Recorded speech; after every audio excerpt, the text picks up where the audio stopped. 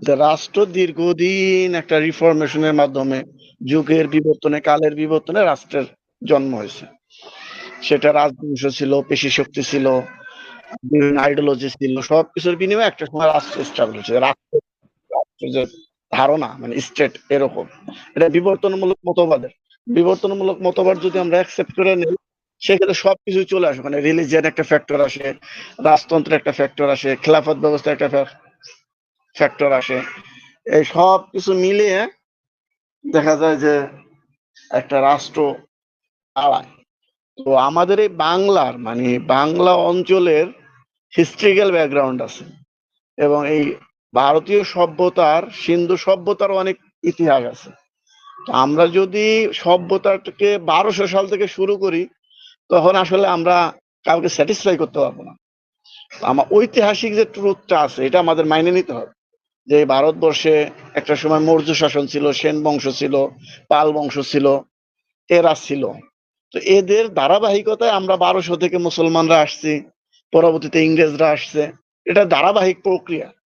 তো আমরা যদি মনে করি যে কনস্টিটিউশনটাকে ধারাবাহিক প্রক্রিয়ার মাধ্যমে আমরা ইসলামাইজেশন করব, এটা হলো একটা ধারণা যে না, আমরা অতীতের ধারাবাহিকতা রক্ষা করে যত মানে ইসলামের যতটা কাছাকাছি যাওয়া যায় চেষ্টা করো 100% যাইতে। তো 100% যাওয়ার ক্ষেত্রে যে কিছু প্রতিবন্ধকতা আছে, ওইগুলো আমাকে মাথায় নিতে হবে। কারণ প্রথমত আমার ইউনিভার্সাল ডিসিশনে আসতে হবে যে আমরা মুসলমানরাই কি চাই। যেমন ধরেন, আমরা মুসলমানরাই যদি ইউনাইটেড না হই, আমরা মুসলমানকে যদি বিভিন্নভাবে একত্রিত না করতে পারি একটা মৌলিক প্রিন্সিপালের উপরে, তখন আসলে ইসলামাইজেশন করাটা ডিফিকাল্ট। বিশেষ করে এই যে এরকম বিবর্তনমূলক রাষ্ট্রের ক্ষেত্রে, যে আমাদের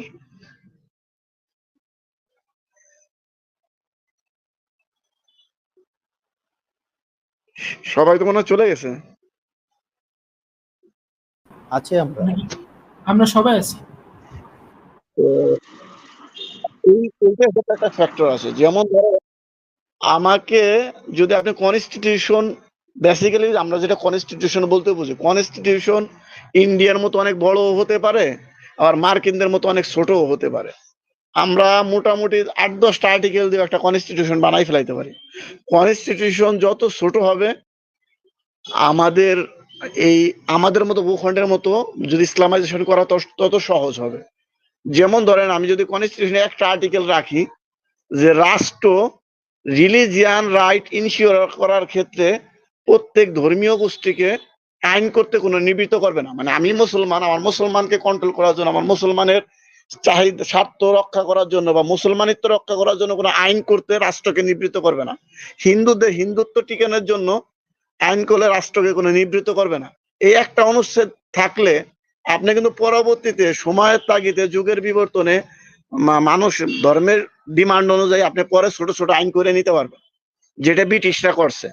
যেমন ব্রিটিশ আমার মুসলিম শরিয়া আইন করে দিছে, অক্ফ অ্যান্ড ট্রাস্ট আইন করে দিছে, মানে ছোট ছোট মুসলমানদেরকে ফ্যামিলি লস করে দিছে, ছোট ছোট কিছু আইন করে দিছে। এটা ওই কনস্টিটিউশনে কোনো বার দাঁড়ায় নাই, যেটা ধর্মকে কেন্দ্র করে কেন বানাচ্ছে। হিন্দুদের ফ্যামিলি লস করে দিছে, এটা কিন্তু হিন্দুদের ছোট করে সজিতা প্রথা বিলোপ করে দিছে, এটা কিন্তু রিলিজিয়ান এফেক্ট করে নাই। তো যদি আমি ওরকম ছোট্ট একটা অনুচ্ছেদ রাখতে পারি কনস্টিটিউশনে, যে রাষ্ট্রকে ধর্মীয় কোন গোষ্ঠীর যে ধর্মীয় বিশ্বাসের সাথে জড়িত এরকম কোন আইন করতে নিবৃত্ত করবে না, তখন কিন্তু আপনি ডিরেক্ট আইন করতে পারবেন যে মুসলমান হলে তার জাকাত প্রদান করতে হবে। এটার ক্ষেত্রে কোনো গোষ্ঠীর সিটিজেন রাইট হিসেবে দাবি করে আনকনস্টিটিউশনাল দাবি করতে পারবে না, কারণ ওটা মুসলমানের বেসিক স্ট্রাকচার যে মুসলমান, তোমার জাকাত দিতে হবে। তো এই জায়গায় হচ্ছে হলো আমাদের কনস্টিটিউশনাল ইসলামাইজেশন। কারণ কনস্টিটিউশন আপনি সমস্ত ল ইনশিওর করতে পারবেন না। ল ইনশিওর করতে হলে আপনার ছোট ছোট আইনের মাধ্যমে করতে হবে। কনস্টিটিউশন শুধু আপনার একটা দিক নির্দেশনা দেবে। বেসিক্যালি একটা কনস্টিটিউশনের বৈশিষ্ট্য হচ্ছে হলো দুইটা। একটা হচ্ছে হলো রাষ্ট্র আমার সাথে কিরকম আচরণ করবে, এটা সংবিধানে থাকবে। আমি রাষ্ট্রের সাথে কি আচরণ করবে, এটা সংবিধানে থাকবে। এটা দুইটা পার্টে থাকে। একটা হলো ফান্ডামেন্টাল স্টেট পলিসি, আর একটা হলো ফান্ডামেন্টাল রাইট। রাইট গুলো জনগণকে দেয়া হয়, স্টেট পলিসি গুলো রাষ্ট্রকে দায়িত্ব দেওয়া হয়। যেমন ধরেন, আমার হেলথ ডিপার্টমেন্ট স্বাভাবিক থাকবে, সবাই বিনামূল্যে চিকিৎসা পাবে, এটা রাষ্ট্রের দায়িত্ব। আমি রাষ্ট্রের আইন শৃঙ্খলা মাইনে চলবো, এটা হলো আমার দায়িত্ব। আমার যদি কোনো রাইট, যেমন আমার চলাফেরা, মুভমেন্ট, আমার ব্যক্তি স্বাধীনতা, আমার ধর্মীয় স্বাধীনতা, আমার পলিটিক্যাল রাইট যেগুলা বলি, এইগুলা কেউ যদি আমার ব্রেক করে, যদি রাষ্ট্র ব্রেক করে, আমি রাষ্ট্রের এগেইনস্টে যাইতে পারবো। এটাকে বলে আমার ফান্ডামেন্টাল রাইট বা মানবাধিকার। তো এই দুইটা হলো মূল ফিলোসফি, যে রাষ্ট্র আমার সাথে কিরকম আচরণ করবে আর আমি রাষ্ট্রের সাথে কিরকম আচরণ করবো। রাষ্ট্র আমার রাইট নিয়ে কথা বলতে পারবে না, আমি রাষ্ট্রের যে দায়িত্ব আছে ওই দায়িত্ব রাষ্ট্র পালন করবে। কিন্তু আমাদের দেশে মানে বেসিক যে প্রবলেম, সেটা হচ্ছে হলো মানে আমরা জনমত, আমরা মুখে বলি যে জনমতের ভিত্তিতে সংবিধান প্রণয়ন হবে, কিন্তু বাস্তবিক অর্থে এটা হয় না। বাস্তবিক অর্থে হয় হচ্ছে হলো একটা দলের আদর্শ প্রতিফলিত হয়, যেটা আমাদের পাকিস্তান আমলে বিভিন্ন কনস্টিটিউশনে হয়েছে। বাংলাদেশে সেফ একটা প্রতারণার মাধ্যমে ৭২-এ যে সংবিধানটা অ্যাডপ্ট হয়েছে, সেটা হচ্ছে আওয়ামী সরকারের যে বেসিক প্রিন্সিপাল ছিল, মূলনীতি ছিল, ওই মূলনীতির আলোকেই সংবিধানটাকে রান করা হয়েছে। যার কারণে আমরা দীর্ঘ ৫০ বছর বা ৫৫ বছর আমরা ওই সংবিধানের সাথে অ্যাজ এ মুসলমান হিসেবে একীভূত হতে পারিনি। আমরা মুখে বলছি এটা সর্বজনীন সংবিধান, কিন্তু ওখানে টোটালি মুসলমানদের তাদের ফিলিংসটাকে সংবিধান অ্যাডপ্ট করতে পারে না, যে মুসলমানের ফিলিংসটা কি। এটা যদি আপনি একাডেমিক্যালি ডিবেট করতেছেন, আপনি যদি গণপরিষদ বিতর্ক পড়েন বা সংবিধান বিতর্ক, যেটা ৭২ সালে সংবিধান প্রণয়ন নিয়ে হয়েছিল, বেসিক্যালি একটা সত্য স্বীকার করে নিতে হবে যে দেখেন, আওয়ামী লীগ মেজরিটি হয়েছিল ৭০-এর নির্বাচনে, নিরঙ্কুশ সংখ্যাগরিষ্ঠ অর্জন করছিল। এটা কি আওয়ামী লীগের মূল প্রিন্সিপালের কারণে, নাকি মুসলমানদের অনুভূতিকে রেসপেক্ট করার কারণে? কারণ ৭০-এর নির্বাচনটা বেসিক্যালি হয়েছিল হচ্ছে হলো পাকিস্তান রাষ্ট্রের একটা সংবিধান প্রণয়ন করার জন্য। তো পাকিস্তান রাষ্ট্রের সংবিধান প্রণয়ন করতে হলে তৎকালীন আওয়ামী লীগ সরকারও বলছিল যে আমরা ইসলামিক রিপাবলিক অফ পাকিস্তান করব। তো ওখানে তাদের ফিলোসফি কি হবে, তাহলে আমাদের বাংলার মুসলমানরা আওয়ামী লীগকে ভোট দিয়েছিল কিন্তু পাকিস্তান সংবিধান প্রণয়ন করার জন্য, নট বাংলাদেশ সংবিধান প্রণয়ন করার জন্য। যখন আমরা তাদেরকে মেজরিটি দিয়ে দিলাম, পরবর্তী একটা ঘটনার প্রেক্ষিতে আমরা মুক্তিযুদ্ধে জড়াই গেলাম, হিস্ট্রিক্যাল অনেক কাহিনী আছে। কিন্তু ৭০-এর নির্বাচনে এসে আমরা ওই মেম্বার অফ পার্লামেন্টকে দিয়েই সংবিধান প্রণয়ন করলাম, যারা ৭০-এর নির্বাচনে নির্বাচিত। কিন্তু তারা কি ইসলামিক রিপাবলিক অফ বাংলাদেশ করছে? তারা তো করে নাই, কারণ তাকে তো আমি ইসলামিক রিপাবলিক অফ পাকিস্তান করার জন্য ম্যান্ডেট দিয়েছিলাম, যে জনগণ আমাকে ইসলামিক রিপাবলিক অফ পাকিস্তান করার ম্যান্ডেট দিছে। তো গণপ্রজাতন্ত্রী বাংলাদেশ করার ম্যান্ডেট কিন্তু ৭০-এর নির্বাচনে জনগণকে দেয় নাই। এই যে একটা চতুরতা, এবং ওখানে যে গণতান্ত্রিক প্রক্রিয়ার একটা মানে বড় ডিস্ট্রয়, যেটাকে বলি ধ্বংস হয়েছে, যে এই যে আমার ফিলিংস, আমি ৭০-৭২ আমার এই বিতর্ক আসার দরকার নাই। আমি তো ৭০-এর নির্বাচনে আমি ম্যান্ডেট দিছিলাম, আমি আজ মুসলিম হিসেবে, যে আপনি পাকিস্তানের জন্য এরকম একটা সংবিধান করবেন, আপনার একটা কাঠামো দিয়েছিলেন, যেটা তৎকালীন আওয়ামী লীগের ম্যানিফেস্টো দেখলে আপনারা বুঝবেন। মুসলিম লীগের ম্যানিফেস্টো, আওয়ামী লীগের ম্যানিফেস্টো। আওয়ামী লীগ কিন্তু তখন স্রষ্টাকে অস্বীকার করে নাই, আল্লাহর প্রতি আস্থা বিশ্বাস অস্বীকার করে নাই। আল্লাহর প্রতি আস্থা বিশ্বাস রাখেই সমস্ত বিভিন্ন ধর্মগোষ্ঠীকে কিভাবে সম অধিকার দিয়ে দেয়, এই ফিলোসফিতে তারা ছিল। কিন্তু ৭২-এর সংবিধানে কি রিফ্লেকশনটা হয়েছে, আপনি টোটালি ৬ কোটি মুসলমানের ফিলিংস নিয়ে আপনি তামাশা করছেন। যেটা তৎকালীন সময় মৌলানা আবিদ খান ভাসানী, আরো কিছু সেকুলারিজম, তারা বলছিল যে আমরা এখন আর একটা নির্বাচন দিব, যেটা আমরা বলবো কনস্টিটিউশনাল গণপরিষদ নির্বাচন। এটা কিন্তু তৎকালীন যারা বিজয়ী শক্তি ছিল, তারা কিন্তু এটার সাথে একমত হয় না, কারণ তারা নির্বাচনে যায় নাই। যদিও তারাও তো আবারও যদি নির্বাচনে যাইতো, তারা আবারও নিরঙ্কুশ হইতো, যেহেতু তারা মুক্তিযুদ্ধের নেতৃত্ব দিছিল, পপুলারিটি ভালো ছিল, এত ব্যাড ইমেজ তৈরি হয় নাই, যেটা ৭৫ পর্যন্ত এসে হয়ে গেছে। কিন্তু এটা কিন্তু তারা যায় নাই। তো আমার প্রথম, যদি আমি সংবিধান পরিবর্তনের প্রথম হিস্ট্রিক্যাল ব্যাকগ্রাউন্ড বলি, যে এটার ভ্যালিডেশনটা কি, আমি বলবো এটা ভ্যালিডেশনটা আছে, আমার লজিক্যাল। যে আমি তো আপনাকে ইসলামিক রিপাবলিক অফ পাকিস্তান করার ম্যান্ডেট দিছিলাম, গণপ্রজাতন্ত্রী বাংলাদেশ সরকার করার ম্যান্ডেট দেই নাই। ওখানে আমরা একক ভারতের সমর্থনে এবং মার্কিনদের সাথে, যেটা পরবর্তীতে রাজনৈতিক অনেক পট পরিবর্তন হয়েছে, তাজউদ্দিনের সাথে বঙ্গবন্ধুর দ্বন্দ্ব, এই বিষয়গুলো আমরা যদি টোটালি মুক্তিযুদ্ধকে অস্বীকার করে বলি যে আমরা এখন ২৪ সালে জিতে গেছে, আমরা আমাদের মতো একটা সংবিধান বানাবো, তাহলে এই সংবিধানটাও ৭২-এর সংবিধানের মতো হবে, যেখানে জনগণের রিফ্লেকশন হবে না। কারণ আমরা একটা কনস্টিটিউশন করতে গেলে অ্যাজ এ মুসলিম হিসেবে, যেমন আমি চাবো, আমি কিন্তু সবসময় অ্যাজ এ মুসলমান হিসেবে আমি না পালন করলেও আমি কিন্তু কখনোই অস্বীকার করতে পারবো না যাকাত দিতে হবে না, আমি অস্বীকার করতে পারবো না পর্দা করতে হবে না, কারণ আমি জানি এটা অস্বীকার করলে আমি কাফের হয়ে যাবো। কিন্তু আমি পালন করবো না, এটা আমার ব্যক্তি ফিলোসফি। কিন্তু আপনার কিন্তু এইরকম মুখরোচক কথা বললে আমি পপুলারিটি পাবো, কিন্তু আমার আর একটা বিষয় মাথায় রাখতে হবে, আমার জনসংখ্যার একটা অংশ, সেটা মাইনর হোক, 10% হোক, তারা কিন্তু অমুসলিম। তো আমি যখন ইসলামিক একটা কনস্টিটিউশন ডেভেলপ করব, অমুসলিমদের জন্য আমি কি ফ্যাসিলিটি রাখবো, এটাতে বর্তমানে যে প্রেজেন্ট যে প্রবলেম গুলা ক্রিয়েট হয়েছে, যেমন ধরেন আমরা একটা রেভলিউশনের মধ্য দিয়ে আসছি, আসার সাথে যখন জাতীয় সঙ্গীত নিয়ে কথা বলতেছি বা আদার্স কিছু ইস্যু নিয়ে কথা বলার সাথে কিন্তু জাতি ডিভাইডেড হয়ে যাচ্ছে। হি ইজ এ মুসলিম, কিন্তু সে জাতীয় সঙ্গীত প্রসঙ্গে সে কিন্তু বলতেছে যে না, এটা চেঞ্জ করার দরকার নাই। আমি কিন্তু তাকে ইন্টারপ্রিটেশন দিচ্ছি না, আমি তারে বলতেছি তোমার এটা মানতে হবে, কিন্তু আমি কিন্তু তার সামনে ব্যাখ্যা দাঁড়া করাই নাই যে আমি কেন জাতীয় সঙ্গীতটাকে ডিনাই করতে চাচ্ছি। তো এই যে যখন আপনি অন্য একটা গ্রুপকে আপনি ডিনাই করে দিবেন, তাকে কাছে কোনো ব্যাখ্যা দাঁড়া না করায়, তখন ওই গ্রুপটা দিন ডে বাই ডে সংখ্যাগরিষ্ঠ হবে, তখন আপনার বিরুদ্ধে আবার বড় একটা রেভলিউশন করবে। তো এই জন্য আমার এখানে যেমন আমাদের বড় ফ্যাক্টরটা হচ্ছে অমুসলিমদেরকে আমি কিভাবে ডিল করবো। কারণ আপনি মুসলিমদের সামনে ডিরেক্ট কোরআন দাঁড়া করাইলে সে আর কথা বলতে পারবে না, সেটা আহলে হাদিস হোক বা যে মতদর্শেরই হোক।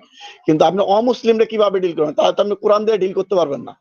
তাকে তার তার সামনে প্রেজেন্ট করতে হবে যে ভাই, আমরা যদি এরকম একটা ইসলামিক রাষ্ট্র এস্টাবলিশ করি, তোমার এখানে এই রাইটটা থাকবে। তুমি আজ অমুসলিম হিসেবে তোমার আমি আমার ধর্ম চাপাই দেবো না, বা আমার রীতিনীতি তোমাকে পালন করতে বাধ্য করবো না। এই যে তাদের সাথে যে আলোচনাটা, এটা হলো আমাদের তরফ থেকে প্রথমে করা উচিত। কারণ আমরা সংখ্যাগরিষ্ঠ, আমরা মেজরিটি মত দিয়ে দিতে পারি যে হ্যাঁ, কোরআন অনুযায়ী শাসন করলো। ধরেন আমার বাংলাদেশে 5 কোটি মুসলমান বলে দিল বা 8 কোটি মুসলমান বলে দিল যে আমরা কোরআন অনুযায়ী চলবো, তো গণতান্ত্রিক প্রক্রিয়া মেজরিটি মাস্ট বি গ্রান্টেড। আমরা চললাম, আমরা ক্ষমতায় গেলাম, তারপরের স্টেপ গুলা কি হয়, মানে এই জায়গাটাই হলো আমরা কোশ্চেন, যে ওই জায়গাটা আমি কিভাবে ডিল করব। যেমন 70 নির্বাচনে আওয়ামী লীগ ধনীদের ইসলামিক ফিলোসফিটাকে ডিনাই করে গরিবের ইসলামিক ফিলোসফিটাকে তারা অ্যাকসেপ্ট করে নিয়েছে, যার কারণে 70 নির্বাচন বলেন, পরবর্তী 71 কৃষক, মানে আপার শ্রেণী না, আপার শ্রেণী সবাই কিন্তু পাকিস্তানপন্থী ছিল, তারা চাইছিল ইসলামিক পাকিস্তান থাক, কিন্তু পরের শ্রেণীর মুসলমানরা তারা কিন্তু এটার সাথে বিদ্রোহ করছে। কারণ ওই শ্রেণীর সাথে, প্রথম শ্রেণীর সাথে দ্বিতীয় শ্রেণীর ইসলাম নিয়ে একটা দ্বন্দ্ব ছিল। মানে এই জায়গাটা, এই দ্বন্দ্বটাকে দূর করতে হবে। যেমন আমাদের মানে কষ্ট পাওয়ার কিছু না, যেমন আমাদের সাধারণ একজন মানুষ, সে কিন্তু হুজুরদেরকে বলে ওনার তো কোনো কাজ নাই, উনি তো আহ আমরা বিভিন্ন বাড়ি খাই, ওনার শরীরটা ভালো বানাইছে। তা আমি যে পরিশ্রমী নেই, এই যে আমার কোশ্চিনটা অ্যারাইজ করতেছে, তাহলে আমি তাকে কিভাবে হ্যান্ডেল করব। তো এই কারণ হচ্ছে আপনি একটা জিনিস বুঝবেন, যে থিওরি দিয়ে রাষ্ট্র চলে না। মানে থিওরি দিয়ে রাষ্ট্র চলে না। থিওরি দিয়ে যদি রাষ্ট্র চলতো, তাহলে বলশেভিক বিপ্লব বা ব্রিটিশ ইংরেজ বিপ্লব এইগুলা সফল হইতো, এগুলা কোনোটাই ব্যর্থ হয় নাই। আলটিমেটলি রাষ্ট্র চলে, মানে বর্তমান রাষ্ট্রগুলো চলে হলো পিপল ফিলিংসটা কি। আপনি তো যদি জনগণের মধ্যে ফিলিংস ডেভেলপ করতে পারেন যে না, ইসলামাইজেশন রাষ্ট্র হলে আমার সিকিউরিটিটা, আমার নিরাপত্তাটা ভালো থাকবে, আপনার অটোমেটিক মানুষ সমর্থন দেবে। যেটা এখন জামাতের ক্ষেত্রে একটা ফেভার পাচ্ছে, তুলনামূলক রাজনৈতিক দলের সাথে কম্পেয়ার করে জামাতকে সবাই ভালো বলতেছে, কারণ তাদের একটা ওই লেভেলে তারা দীর্ঘদিন জুলুমের শিকার হয়ে হোক বা যেভাবে একটা লেভেলে নিছে। তো আমাদের এই জায়গাটায় প্রথমে আপোষ করতে হবে যে জনগণের ফিলিংসটা কি। কারণ আপনি যদি জনগণের ফিলিংস না নেন, আপনি একটা কনস্টিটিউশন ধরেন, এখন আপনি ইউনুসকে চাপে ফেলাইয়া বা ট্রাপে ফেলাইয়া আপনি একটা সংবিধান প্রণয়ন করলে, বাস্তবায়ন হয়ে গেল, পাশ হয়ে গেল, পরবর্তীতে আপনি জনগণের কিভাবে ডিল করবেন। আপনার ওই পাওয়ার সাথে সাথে যখন একজন অমুসলিমকে বা একজন উপজাতিকে কেউ হত্যা করবে, ওই হত্যা মামলাটা আপনি কিভাবে ডিল করবেন। সে যদি মুসলিম হিসেবে দাবি করে যে ওনাকে হত্যা করা যায়, উনি কলেমার দাওয়াত মাইনে নিচ্ছে না, তখন আমি ওই প্রশ্নটা কিভাবে ডিল করব। মানে এই এই জায়গাটা হলো আমাদের সাংবিধানিক আলোচনাটা আমার মনে হয় বেসিক থেকে শুরু হওয়া উচিত, যে আমি অমুসলিমকে কিভাবে ডিল করবো। মুসলিমরা ডিল করার একটা ওয়ে আছে। যেমন ধরেন গতকালকের একটা ঘটনা, মানে এগুলা আইনের ক্ষেত্রে এগুলো খুব রিলেভেন্ট হয়। আমরা হুট করে দেওয়ানবাগের মাজার টাজার ভাঙিয়ে দিলাম, ঠিক আছে, আমি ভাঙিয়ে দিলাম, কিন্তু তার যে কিছু ফলোয়ার আছে তাদেরকে আমি কিভাবে ডিল করবো। এখন তার পীর যদি বলে যে তোমরা কালকে থেকে গুপ্ত হত্যা চালাও, তাদেরকে আমি কিভাবে ডিল করব। তাহলে আমি কি ওইটা ডিরেক্ট মাজারটা না ভাঙে অন্য কোনো ওয়ে ছিল কিনা ডিল করার। যে আমি যদি ওই মাজারের ম্যানিফেস্টো দিয়ে আসতাম যে মাজারের এই আকীদা বিশ্বাস আছে, এইগুলা যারা পালন করবে সে মুসলিম না, সে কাফের। যদি সে কাফের হয়ে এখানে থাকতে চায় সে থাকুক, আমাদের আপত্তি নাই। তখন কি বিষয়টা কিভাবে নিত? তাহলে আগে মানুষ জানতো যে ওই এখানে আমি একটা মন্তব্য করি, যেমন আপনার কাদিয়ানীদের ব্যাপারে, কাদিয়ানীরা কিন্তু বরাবর দাবি করে আসছে যে আমরা মুসলমান। কাদিয়ানীদের আগীদা বিশ্বাস সম্পর্কে আমরা যা জানি যে আমরা যেরকম জানি যে তারা মুসলমানদের কাতারে আর নেই। তো এই মুহূর্তে আমাদের মুসলমানদের তরফ থেকে কিন্তু একটা দাবি আছে যে কাদিয়ানীরা তাদের পরিচয় নিয়ে থাকুক, কিন্তু তারা মুসলিম দাবি করতে পারবে। তাদের কাদিয়ানী একটা আলাদা একটা ধর্ম, সেটা তাদের মেনে নিতে হবে।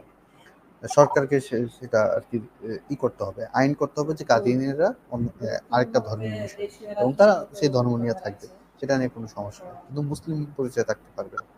অন্যদিকে কাদিয়ানীরা দাবি করতেছে আমরা মুসলিম। তো এই জায়গাতেও তো কিভাবে ডিল করা যায়?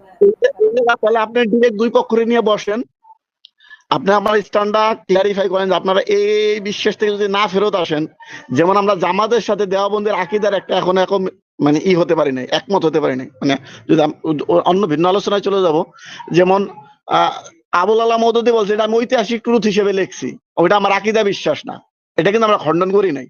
আমরা বলছি তুমি ওইটা লেখছো মানে তোমার আকীদায় বিভ্রান্ত আছে সাহাবীদের সম্পর্কে।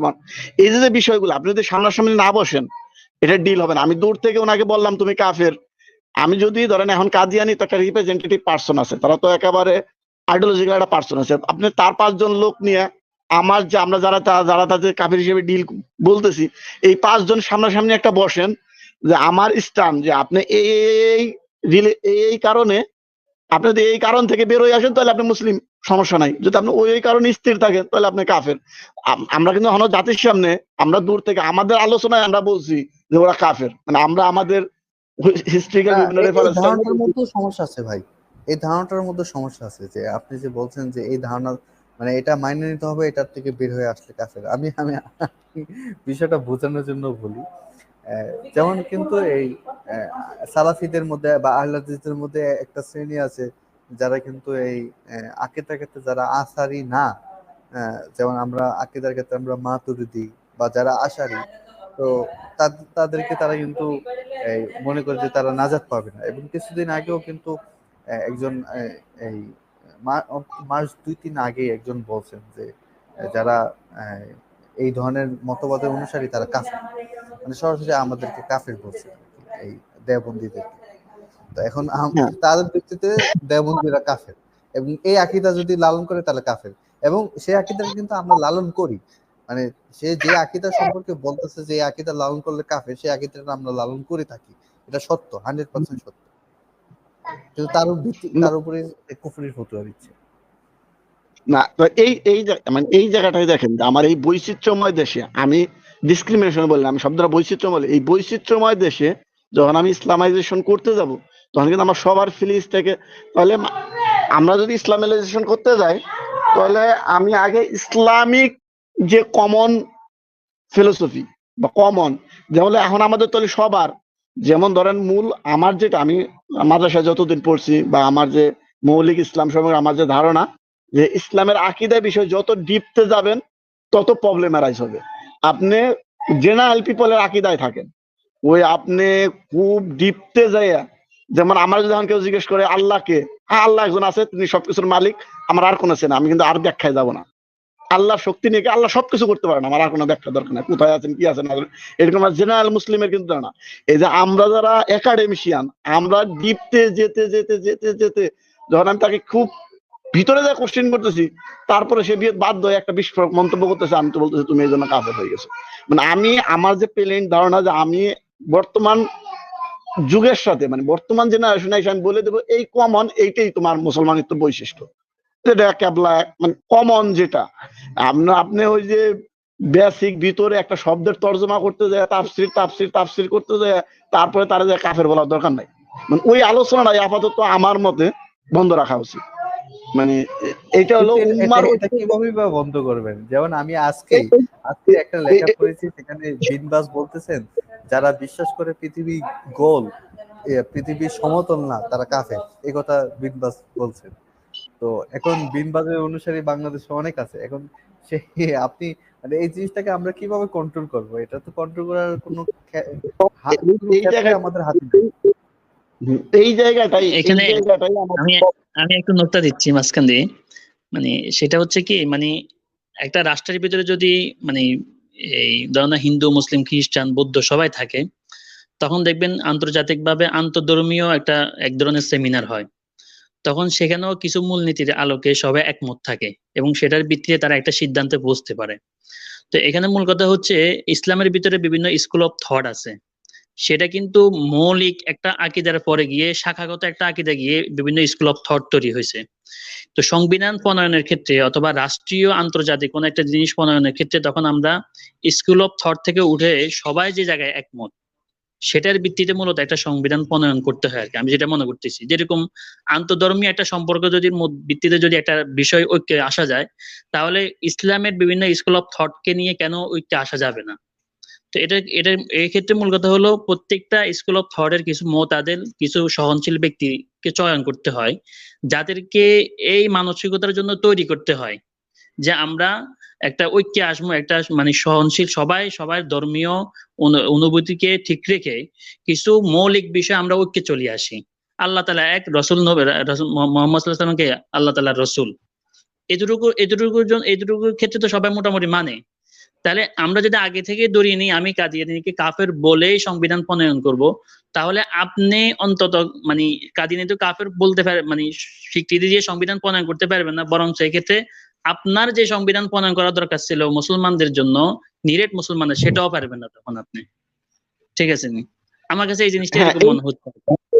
আমি এই কথাটাই বুঝাইতে চাচ্ছি, মানে আমার এই যে সামাজিক প্রেক্ষাপট আলোচনার মূল ফিলোসফিটাই এখানে, যে আপনি আগে ওকে ডিল করতে হইলে ওর সাথে, যেমন ধরেন দুইটা ভাবে ইসলামাইজেশন করা যায়। একটা হলো ইনডিরেক্ট ওয়ার্ড দ্বারা, যেমন ধরেন আমি সংবিধান ডিরেক্ট বলবো না, কিন্তু আমি যেমন ধরেন এই যে ডিরেক্ট ঢাকা ভার্সিটিতে বর্তমান যেটা যদি ফেক বলতেছে পরবর্তীতে, যে বিসি স্যার বলছে সব মুসলমান মেয়েদের হিজাব করতে হবে।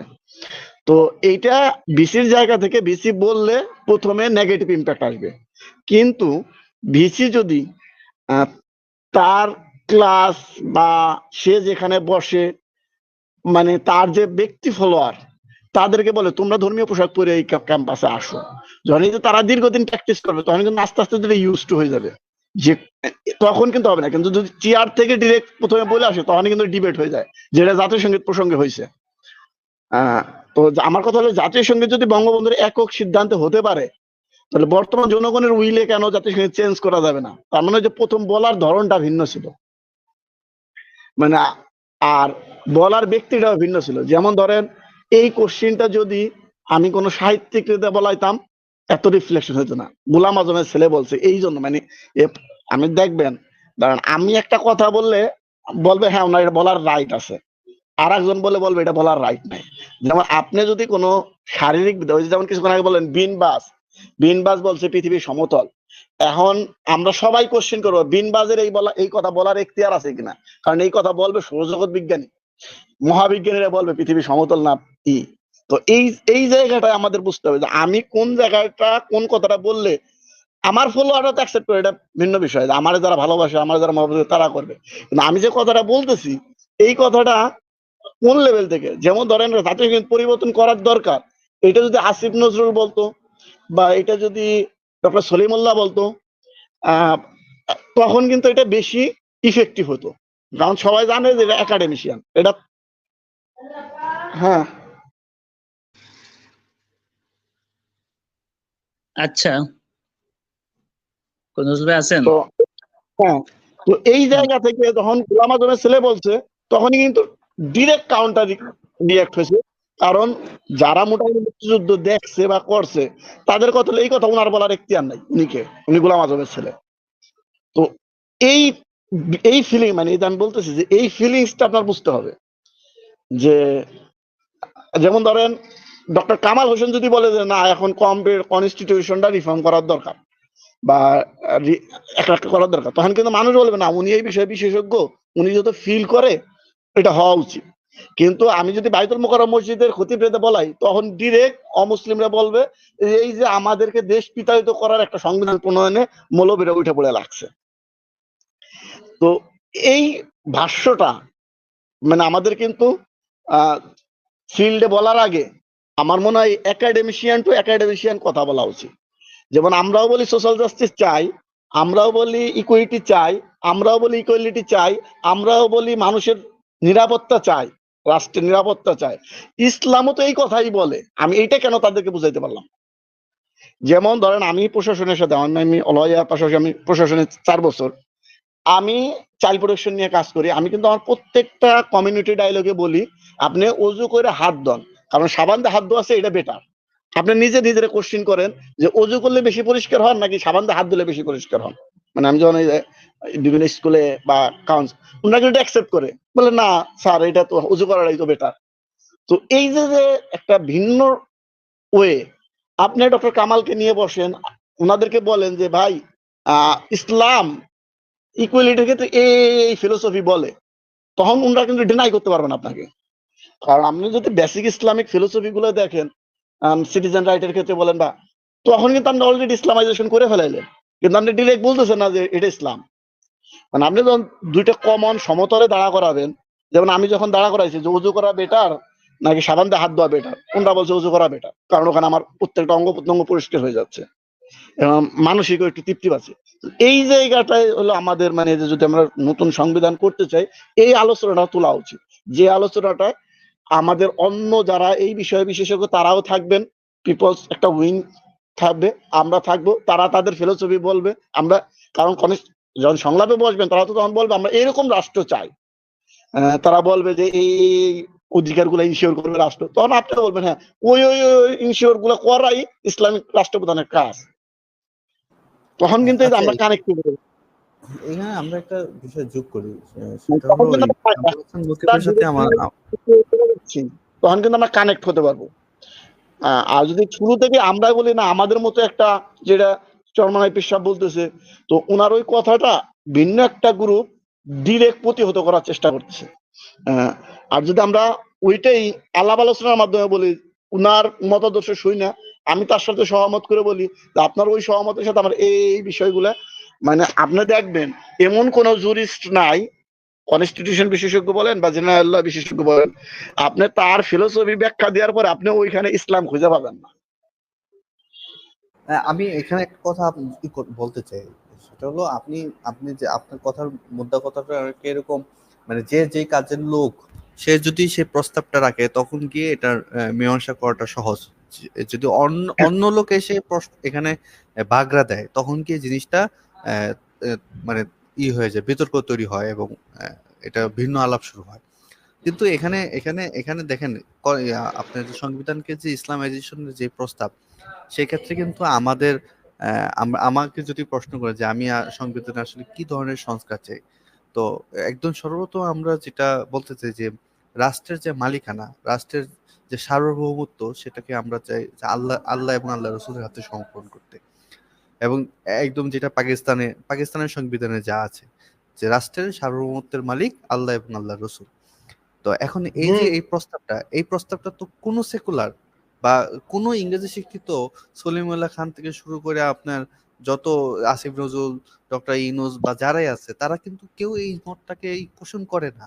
এখন এই মতটা কিন্তু দিন শেষে বের হবে কোনো হুজুরের কাছ থেকে, কোনো মৌলবীর কাছ থেকে। এখন তখনই তো মানে জিনিসটা তো সেই তর্কের মধ্যেই যাচ্ছে দিন শেষে। তর্কের মধ্যে গেলেও আপনি যখন এই তর্কে যাবেন, ধরেন আপনি তখন আমি বলতে পারি তাহলে এই কোশ্চেনটার উপরে আমরা একটা কোনো ভোট দেই, আমরা পিপল উইলটা দেখি এই কোশ্চেনের উপরে। আপনারা বলতেছেন এটা স্পেসিফিক কোশ্চেন, ধরেন আমরা যত সবগুলা বিষয়ে একমত হয়ে গেছি, আমার এখন একটা কোশ্চেন হলো না যে সংবিধানে থাকবে যে সর্ব ক্ষমতার মালিক আল্লাহ, এটা আমরা দিব কি দিব না, তাহলে এটা আমরা পিপল উইলে যাই। তখন আমি তাকে প্রস্তাব দিই তাহলে আসেন আমরা গণতন্ত্রে যাই, তখন তো আমি গণতন্ত্র মেজরিটি পাবো, আমার ভয় কিসের? আমার কোশ্চেনটা বুঝেন।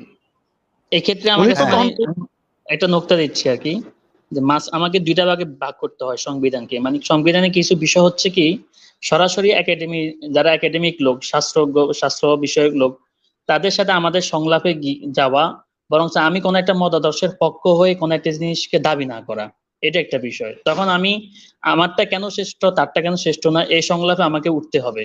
সেটা উপদেষ্টাদের সাথে হোক, তারপরে শাস্ত্রীয় ব্যক্তিদের সাথে হোক, সংবিধান বিশেষজ্ঞদের সাথে হোক, এই তর্কে আমাদেরকে যেতে হবে। তো এটা কিছু ক্ষেত্রে যখন আমরা তাদের সাথে ডিল করতে পারবো না, তখন সেক্ষেত্রে আমরা একটা জনমত যাচাইয়ের একটা প্রস্তাব দিতে পারি, যে আপনারা দরকার প্রয়োজনে এই বিষয়ে জনমত প্রস্তাব করে পাশ করেন, যে জনমত কি, জনমতের জনগণের অভিপ্রায়টা কি সেখানে। তখন আমাদের প্ল্যান এ, প্ল্যান বি, একটা বিষয় যেরকম থাকে, এভাবে একটা ধরে ধরে আগাতে হবে।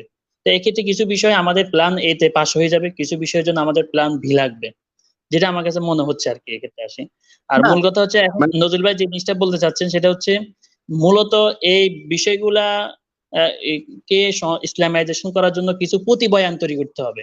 সরাসরি আল্লাহ তাআলা সার্বভৌমত্ব না বলে এটাকে ভিন্ন ভাষায় কিভাবে উপস্থাপন করা যায়, যেটার ভিতর দিয়ে আমার একটা দাবি কি হয়ে যায়, তৈরি হয়ে যায়। কথার কথা, আমরা যদি সংবিধানের ক্ষেত্রে দেখি সংবিধানে সাম্যের কথা বলা আছে। এখন আমি সাম্যের কথা বলবো না, আমি ন্যায্যতার কথা বলবো। এবং সাম্য বললে সাম্য শব্দের বাস্তবিক জীবনের যে রূপায়ণ, এই রূপায়ণটা হলো সব ক্ষেত্রে সমতা, সব ক্ষেত্রে সমান অধিকার, নারী পুরুষের সমান অধিকার, সব ক্ষেত্রে কি সমান অধিকার। অথচ আমরা যদি বর্তমান কোটা আন্দোলন দেখি, কোটা আন্দোলনের ভিতরে যে বৈষম্যতা তৈরি হচ্ছে, সেটা কিন্তু যদি এক্ষেত্রে যদি সরকার যদি সাম্যর বয়ান দিত, তাহলে কিন্তু বৈষম্য আরো বেশি কি হবে, ঘনীভূত হবে।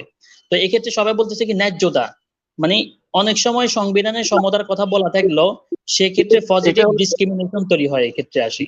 তো এই কারণে কি আমরা আমরা আমরা যদি এখানে সাম্যের বয়ান না দিয়ে যদি আমরা যদি বলি যে এখানে ন্যায্য শব্দটা ঢুকাইতে হবে, কারণ সংবিধানের প্রত্যেকটা শব্দ ইস্তেদলালি থাকে, তার তার তার থেকে অনেক কিছু কি করা হয়, বের করা যায়। হ্যাঁ তো এই ধরনের কিছু আমার প্রতিশব্দ বয়ান তৈরি করতে হবে আমাদেরকে।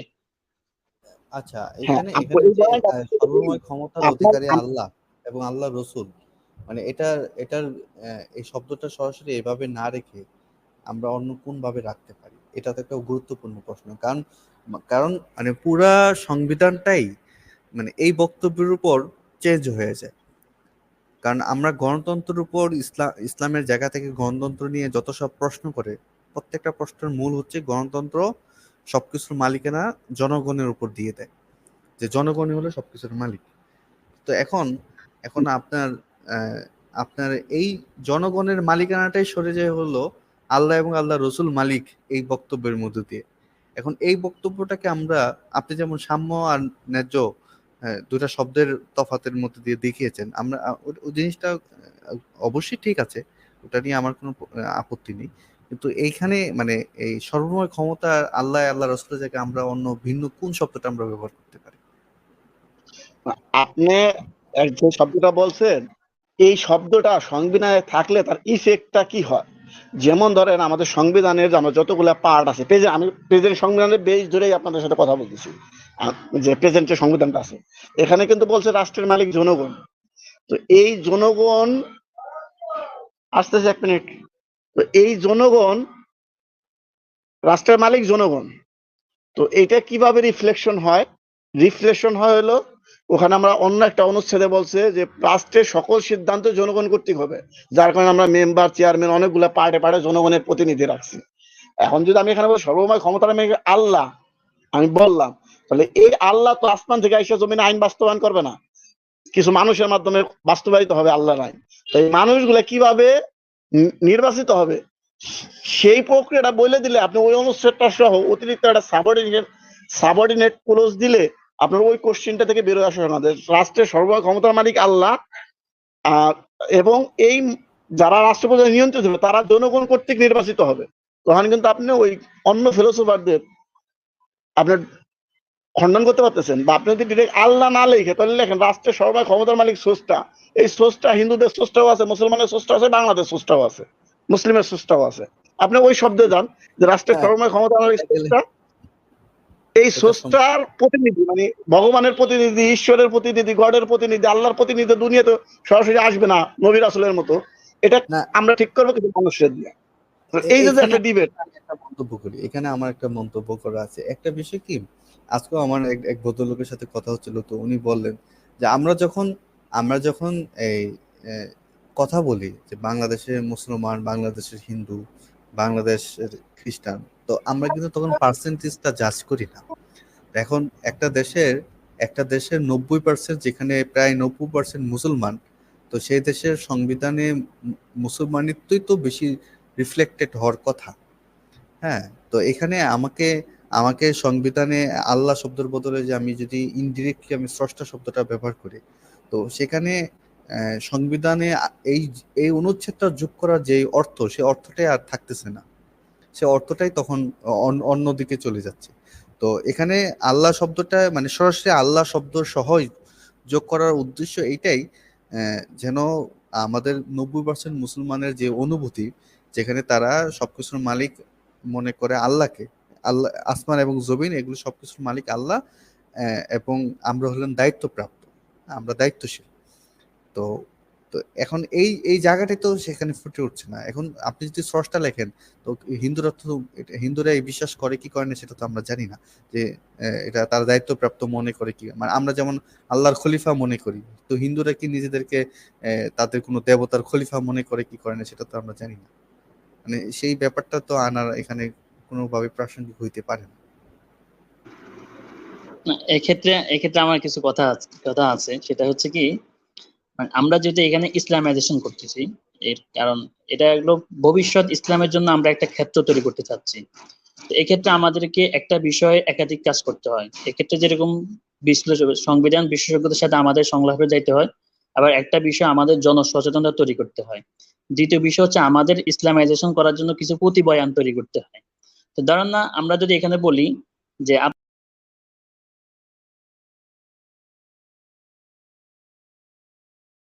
খলিফার একটা বয়ান তৈরি করছে উনি, যে আল্লাহ তাআলার খলিফার তো মানে খলিফা জিনিসটা মানুষের ভিতর দিয়ে কি হয়, মানে প্রতিস্থাপিত হয়। খলিফা আসলে কোনো জিনিস না। তা আমরা যদি বলি যে আমরা ইসলামিস্টরা আসলে, যে খলিফা কাদের মাধ্যমে নির্বাচন করা হচ্ছে, জনগণকে এই বর্তমান গণতন্ত্রে কি মানে কোথায় রাখা হচ্ছে, একজন শাসক নির্বাচন করার ক্ষেত্রে তাকে রাখা হচ্ছে। সে কিন্তু কোনো তার অভিপ্রায়ের ভিত্তিতে কোনো আইন তৈরি হচ্ছে না, তার জনপ্রতিনিধি সেই আইনটা তৈরি করা হচ্ছে, এবং সরকার প্রধানের জন্য জনগণের অভিপ্রায় দরকার হয়। তো এই জিনিসটা কিন্তু আমাদের যে মানে ইসলামের ভিতরে সেম কাজটাই জনগণের, যে একজন শাসক কিন্তু কোন আপনার এই কোরআন এবং হাদিস অথবা খোদা আসে সরাসরি কি করে দিচ্ছে না, তাকে নির্বাচন করছে না, সেটা কিন্তু জনগণই নির্বাচন করে। তা আমরা জনগণের এই কাজটাকে যদি একটা প্রতিবয়ান তৈরি করি, যে সংবিধানে যে আল্লাহ তাআলা সর্বমত থাকবে কিন্তু জনগণের অভিপ্রায় কি ঠিক রেখে করা হবে, তখন আমি সার্বভৌমত্ব জিনিসটা ঢুকাতে পারলাম। তো পরবর্তীতে এই সার্বভৌমত্বের ভিত্তিতে আমি বিভিন্ন সংলাপ তৈরি করতে পারি, যে যেখানে আল্লাহ তাআলা সার্বভৌমত্ব থাকবে সেখানে আইন প্রণয়নের ক্ষমতা তো শুধুমাত্র কি জনপ্রতিনিধিদের থাকবে না, ঠিক আছে? তো আমার কাছে মনে হচ্ছে এই ধরনের কিছু মানে প্রতি চিন্তা আমাদেরকে তৈরি করতে হয় তখন সাথে সাথে। এখন এই সংবিধানের মধ্যে সরাসরি যদি আমরা পুরোটাকে ইসলামাইজেশন বলতে যদি এটা বুঝি যে এটাকে এখানে পরিপূর্ণভাবে ইসলামের প্রতিফলন করবে, বিষয়টা এরকম না। এখানে একটা দাবির ক্ষেত্রে হয়তো অর্ধেক বাস্তবায়ন হবে, আর অর্ধেকটা আমাদেরকে সামনের জন্য রাখতে হবে। তো এই জায়গায় আমি জনগণের অভিপ্রায়ও রাখবো, আবার আল্লাহ তাআলা সার্বভৌমত্ব ঢুকানোর চেষ্টা করব। আল্লাহ তাআলা সার্বভৌমত্ব ঢুকানোর পরে জনগণের যে একটা কনসেপ্ট গণতন্ত্রের ভিতরে, যে জনগণের অভিপ্রায়ের প্রতিফলন করবে, সে অভিপ্রায়কে আমি এখানে ক্ষুণ্ণ করবো না, কিন্তু সার্বভৌমত্ব শব্দটা আমি এখানে ঢুকা দেওয়ার চেষ্টা করবো আর কি। এটার ভিতর দিয়ে পরবর্তীতে আমরা জনসচেতনতা তৈরি করলাম, সেখান থেকে জনমত নিলাম, গণভোট নিলাম, তখন সেটার ভিত্তিতে আমাদের কি বিভিন্ন স্টেপ বাই স্টেপ কি হয়তো পরিপূর্ণভাবে আল্লাহ তাআলার সার্বভৌমত্ব সেখানে কি কায়েম হতে পারে। তো এটা দ্বারা কি হবে, একেবারে একটা গণতান্ত্রিক এগেনস্টের একটা মানে বিপরীত একটা মতাদর্শের মোকাবেলা আমি কিছু ধাপ হলো এগিয়ে গেলাম। এটা হচ্ছে আমার ইসলামাইজেশন, এটা হচ্ছে আমার সংস্কার। আমি এরকম মনে করি আর কি বিষয়টাকে।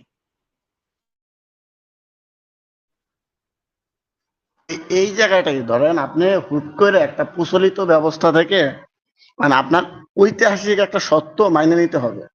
ঐতিহাসিক সত্যটা কিরকম, যেমন আমরা যখন লিগ্যাল হিস্ট্রি পড়ি মানে আইনের ইতিহাস পড়ি ভারতের বা বাংলাদেশের, তখন কিন্তু আমরা দেখি যে যখন 1200 সালে মুসলমানরা আসলো, তারা কিন্তু হিন্দুদের আইনে এই বিচার বিশ্লেষণ করতো, ক্রিমিনাল লয়ের বিচার করতো এবং রাজস্ব খাজনা আদায় করতো। ধীরে ধীরে ধীরে ধীরে ধীরে ধীরে তারা একটা পর্যায়ে যায় মুসলিম আইনের রাজস্ব ব্যবস্থা বলেন বা ক্রিমিনাল ব্যবস্থা বলেন, তারা এস্টাবলিশ করছে প্রায় 100 থেকে 150 বছর পরে। আর যেটা পূর্ণ মাত্রা নিছে মুঘল বংশে 1500 সালে আইসা, মানে 300 বছর কিন্তু আমার হিস্ট্রিক্যাল রানিং ওয়েতে গেছে। তার পরবর্তীতে যখন ব্রিটিশরা আবার আসলো 1757 সালে, তারাও কিন্তু আইসা মুসলমানদেরকে দিয়ে বিচার করাইছে, তারা সাথে একজন সহযোগী হিসেবে থাকছে। দীর্ঘ 100 বছর তাদের লাগছে মুসলমানদের ওই শাসন ব্যবস্থাটা বুঝতে। বুঝার পরে তাদের আদলে তাদের সাথে থাইকে 1857 সালে আইসা তাদের মন মতো একটা আইন করছে। এখন যদি আমি এই 1860 সালের পর থেকে দীর্ঘ এই যে 2024 সাল পর্যন্ত ওই আইনেরই একটা চিন্তা চেতনা চলতেছে বিগত 300 বছরে। এখন আমি যদি মনে করি হুট করে যে এই যে 200 বছরের এই অবস্থাটা আমি একদিনে রাতারাতি আমি এই বয়ান ভিন্ন একটা বয়ান দাঁড়া করাইতে পারবো, এটা কিন্তু আমাদের জন্য মানে আমার মনে হয় বাস্তবায়ন করা সম্ভব না। কারণ এই বয়ানটা কিন্তু তারাও কিন্তু মানে এই অপেক্ষাটা কিন্তু আমাদের করতে হবে। এই অপেক্ষা যদি আমি না করি বা এই কম্প্রোমাইজটা যদি আমি না যাই, তাহলে কিন্তু আমার কোনো স্বার্থই আছে হাসিল হবে না। আলটিমেটলি এরকম ডিবেটের পরে বলবে ওই মুক্তিযুদ্ধের চেতনা 72-এর সংবিধানই থাক, আমরা কিছু রদবদল করে নেই। কোনো কিছু কিছু অনুচ্ছেদ আছে যেখানে ওই যে বর্তমান যারা আইনবিদ তাদের কিছুই আছে, কোনো প্রধানমন্ত্রীর আমরা কয়েকটা অনুচ্ছেদ সংশোধন করে নেই, মূল ফিলোসফি। কারণ ওই সংবিধান কিন্তু কৃষকদের একটা রূপায়ণ করা হয়েছে কৃষকদের অধিকার নিয়ে। মানে আপনার মূল সংবিধান পড়ছেন কিনা এটা আমি আমার ওখানে কিন্তু কৃষক বা সাধারণ মানুষের অনেকগুলা রাইট স্বর্ণাক্ষরে লিখে রাখছে, যদিও বাস্তবায়ন হয় না, কিন্তু তারা কিন্তু সন্তুষ্ট যে আমাদের অধিকার ওখানে লেখা আছে। এখন ওই অধিকার কাইটে আপনি যখন নতুন অধিকার লিখতে যাবেন, তখন তাদের ফিলিংসটা আপনার দেখতে হবে যে তারা মানবে কিনা। কারণ আমরা কিন্তু ফলাফল চাই না, আমরা হলো অর্নামেন্ট চাই। মানে আপনি ধরেন আপনার বাসায় 10 ভরি স্বর্ণের একটা হার আছে, ওটা আপনি পইরে বাজারে আসবেন না, কিন্তু আপনার বাসায় 10 ভরি স্বর্ণের একটা হার আছে, এইটাই আপনার জন্য অনেক সুখকর। তো কনস্টিটিউশন ঠিক ওই রকমই একটা জিনিস, যে ওখানে আমার একটা শব্দ আছে, এটাই সবচেয়ে বড় কথা। যেমন আমার সংবিধান একটা সময় বিসমিল্লাহির রহমানির রহিম দিয়ে শুরু করছিল, আমরা মুসলমান হিসেবে অনেক ইসলামিক হয়ে গেছিলাম যে বিসমিল্লাহির রহমানির রহিম দিয়ে শুরু হয়েছে, কিন্তু আমি বিসমিল্লাহ বইলে মদ খাইছি, বিসমিল্লাহ বইলে নাইট ক্লাব উদ্বোধন করছি। মানে বিষয়টা বুঝবেন যে আপনি কি প্র্যাকটিসিং চান, নাকি শুধুমাত্র স্বর্ণ অক্ষরে কিছু সংবিধানের কিছু কথা লেখা থাকবে ওই জায়গায় আমি আপোষ করবো না, এটা চান। অনেক সুন্দর সুন্দর কথা লেখা রাইখাও কিন্তু আপনি ভিন্নভাবে ওইটা করতে পারবেন। আমি কিন্তু একটা অনুচ্ছেদের কথা যোগ করছিলাম যে কনস্টিটিউশনে এরকম একটা আর্টিকেল থাকবে যে রাষ্ট্র নিজ ধর্মীয় অনুভূতির সাথে সংশ্লিষ্ট বিষয় নিজ ধর্মীয় লোকদেরকে নিয়ন্ত্রণের ক্ষেত্রে আইন করতে কোনো নিবৃত্ত করবে না। এই একটা অনুচ্ছেদ আপনি ঢুকান, আপনি কিন্তু মুসলমানদেরকে কন্ট্রোল করার জন্য। আগে তো ভাই মুসলমানদেরকেই মুসলমান বানাইতে হবে আপনার, নাকি? তো অন্যরে শাসন করার আগে যে নিজে আমি যখন আমি এখন যদি জাকাত আইন করি যে প্রত্যেক মুসলমানের বাধ্যতামূলক জাকাত দেওয়া লাগবে, যে জাকাত প্রদান করবে না সে কাফের, এই আইনটা তো আমি করতে পারতেছি না, কারণ সংবিধান আমার পার্লামেন্ট পারমিট করে। কিন্তু আমার যদি ওইরকম কোনো থাকে যে ইসলামিক মূল ওই ধর্মীয় মূলনীতির সাথে সাংঘর্ষিক আইন করতে বিবৃত করবে না, তখন কিন্তু আইন করে বলে দিতে পারবো যে জাকাত দেওয়া ফরজ, যে মুসলমান জাকাত দেবে না সে বাংলাদেশে মুসলিম হিসেবে গণ্য হবে না। সুদের ব্যাপারে জাকাত একটা আমরা সুদ খাওয়া নিষিদ্ধ, মুসলমান মানে আমার বুঝছেন, যে মুসলমান নামাজ পড়বে না তখন কিন্তু, কারণ আগে আমার কিছু কিছু আইন আমার মুসলমানের ক্ষেত্রে প্রযোজ্য হতো, কারণ আমরা কিন্তু ধর্ম জাস্টিফাই করি মানুষের দিয়া, ফলোয়ারদেরকে দিয়া। ধর্ম কিন্তু আমরা কেউ এখন কোরআন হাদিস দিয়ে জাস্টিফাই করি না, যার কারণে আমি যে মুসলমান, আমি বাজার থেকে চুরি করলে টোটাল মুসলমানই গালি খাবে। তো এই জায়গাটা হলো আমাদের একটা চেঞ্জ, মানে আমাদের নিজেদের মধ্যে। যেমন ধরেন দীর্ঘদিন ভারত উপমহাদেশে হিস্ট্রিক্যাল একটা বয়ান দাঁড়া করাইছে যে এটা আপনার হলো শহীদ আহমদ বেরলভী ডাকাত ছিল। আপনি ইংরেজি যতগুলা ঐতিহাসিক বই পড়বেন ওখানে কিন্তু তারা ডাকাত হিসেবে রিপ্রেজেন্ট করছে, হাজী শরীয়তুল্লাহরে ডাকাত হিসেবে রিপ্রেজেন্ট করছে। এই বয়ানটা কিন্তু আমরা এই 200 বছরে কেউ খণ্ডন করি নাই। তো যার কারণে আমি একটা পোস্ট দিয়েছিলাম ফেসবুকে যে ইতিহাস 2 পার্টে পড়ানোর দরকার নাই। যার কারণে যখন আমি যখন ইসলামিক হিস্ট্রি পড়তেছি তখন আমি জেনারেল হিস্ট্রি পড়তেছি না, জেনারেল হিস্ট্রি ইসলামিক হিস্ট্রি পড়তেছে না। যার কারণে যে আমার যে ঐতিহাসিক দেওয়াবন্দি বলেন বা আলিয়া মাদ্রাসা বলেন, বেরলভী বলেন, এদের যে ঐতিহাসিক কিছু ঐতিহ্য আছে, সত্য আছে, এটা কিন্তু আমার ইতিহাসের পাঠে অন্তর্ভুক্ত হয় নাই। আমরা ইতিহাসটা লেখার একটা ঠিকাদারি দিয়ে দিছিলাম অমুসলিমদেরকে। যারা দীর্ঘদিন ইতিহাস লেখা মুসলমানদেরকে ডাকাত, চরিত্রহীন, নারী লোভী এরকম ভাবে তারা একটা বয়ান এই 100-150 বছরে দাঁড়া করাইছে। ওই বয়ানটাকে খণ্ডন করে, ওই বয়ানটা খণ্ডন করতে হবে না আপনার।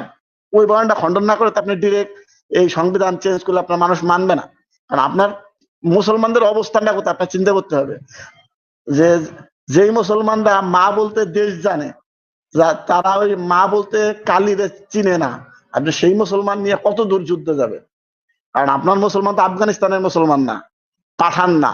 আপনার মুসলমান ইরানি মুসলমান না। আপনার মুসলমান ওই যেটা সৌদি আরব প্রতিষ্ঠা করছে আরবের মুসলমান না। এটা আপনাকে মাথায় রাখতে হবে। বিষয়টা বুঝছেন যে আপনি মুসলমানই মারামারি লেগে যাবে শুধুমাত্র এই যে কিছু কিছু অনুভূতিগত ফিলিংস আপনি আঘাত দিলে। আপনি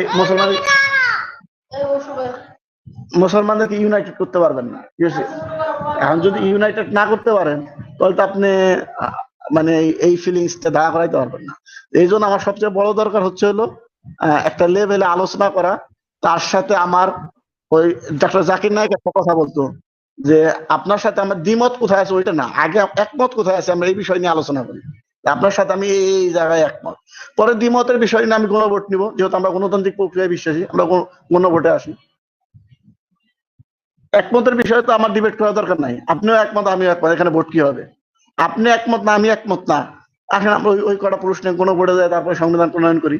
মানে আমার কথাটা হচ্ছে এই জায়গাটায়, মানে আমি সংবিধান প্রণয়ন আর আমি এখন সংবিধান আগের মতো এত দীর্ঘ করার পক্ষে না, অল্প কিছু অনুচ্ছেদের মাধ্যমে যে রাষ্ট্র আমার জন্য এই কাজ করবে, আমি রাষ্ট্রের জন্য এই কাজ করব, রাষ্ট্রের এই কটা স্পেশাল এজেন্সি থাকবে, ওই এজেন্সি তার স্ব আইন দ্বারা পরিচালিত হবে।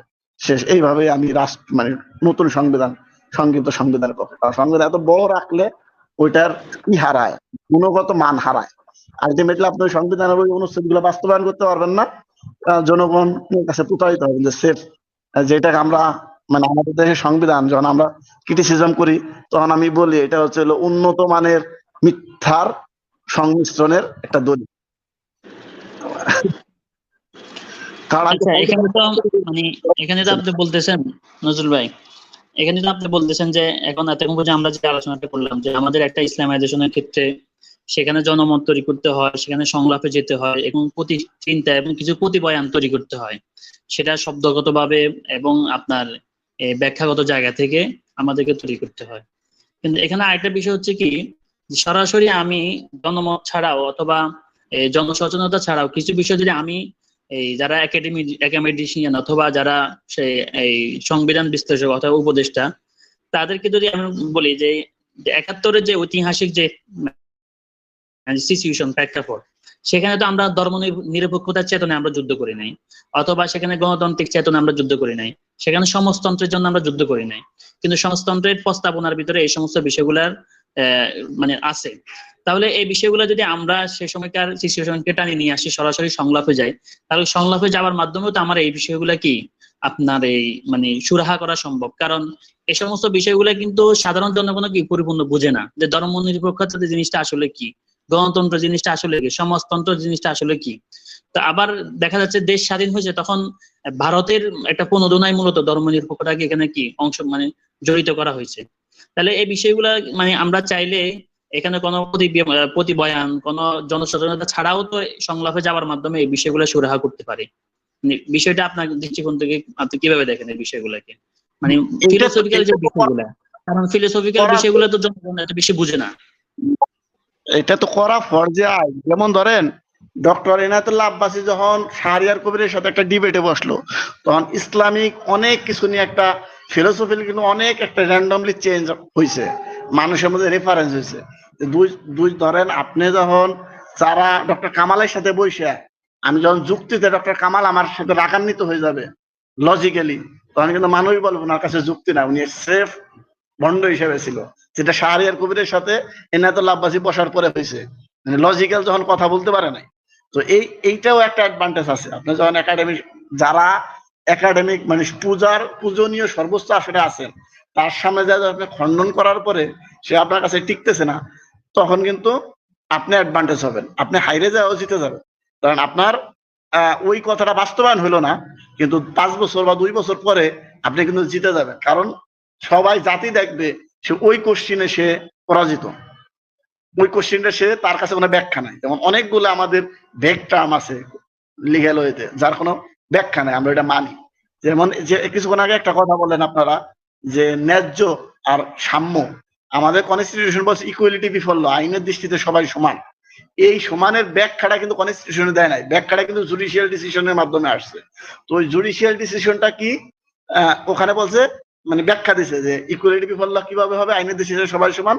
ওখানে বলা আছে সেম ক্লাস সেম জেন্ডার, মানে হচ্ছে হলো নারী যদি 1 ঘন্টা কাজ করে 10 টাকা পায়, অন্য একটা নারীও 1 ঘন্টা কাজ করে 10 টাকা পাবে। একটা নারী 1 ঘন্টা কাজ করে 10 টাকা পাইলো, একটা পুরুষ 1 ঘন্টা কাজ করে 20 টাকা পাইলো, এই ক্ষেত্রে হবে না। এই ক্ষেত্রে ওইটা এই আর্টিকেল প্রযোজ্য হবে না। ধরেন রাষ্ট্রপতিকে যে সুবিধা দিবেন, অন্য রাষ্ট্রপতিকে সেম সুবিধা দিবেন, আর রাষ্ট্রপতি যে প্রিভিলেজ করে জনগণ, আমি ওই সুযোগ সুবিধা দাবি করতে পারবো না। একজন এমপি যে সুযোগ, তার মানে রাষ্ট্রপতি তো রাষ্ট্রপতি ইকুয়ালিটি বিফল হবে, আপনার member of parliament to member of parliament equality বিফল হবে। আমি নজরুল আর একটা নজরুল, মানে আমি লয়ার আর একটা লয়ারের সাথে ইকুয়ালিটি বিফল হবে। কারণ আপনি এসে বলতে পারবেন না যে ওই লয়ারে আপনি ভালো জেলখানায় রাখেন, আমি সাধারণ মানুষ আমার খারাপ জেলখানায় রাখেন, এই কোশ্চেন তুলতে পারবেন না। ইকুয়ালিটি বিফল লয়ের মানে প্রচলিত যে বয়ান, প্রচলিত যে অর্থ, এটা কিন্তু এই অর্থে, মানে এই জায়গাটা কিন্তু আমরা আলোচনায় বসলে কিন্তু অনেকটা সমাধান হয়, যে আমরা ওই বয়ানটা কি আর এই বয়ানটা কি, তখন আপনার অনেকগুলা কোশ্চিনের সলিউশন হয়। ওইটা না বসলে আপনার এই কোশ্চিন গুলাইতে আর, যেমন ধরেন আমরা এই কোশ্চিনটা কিন্তু স্টুডেন্ট লাইফে যতজন করছি কোন কনস্টিটিউশন বিশেষজ্ঞ উত্তর দেয় নাই আমার।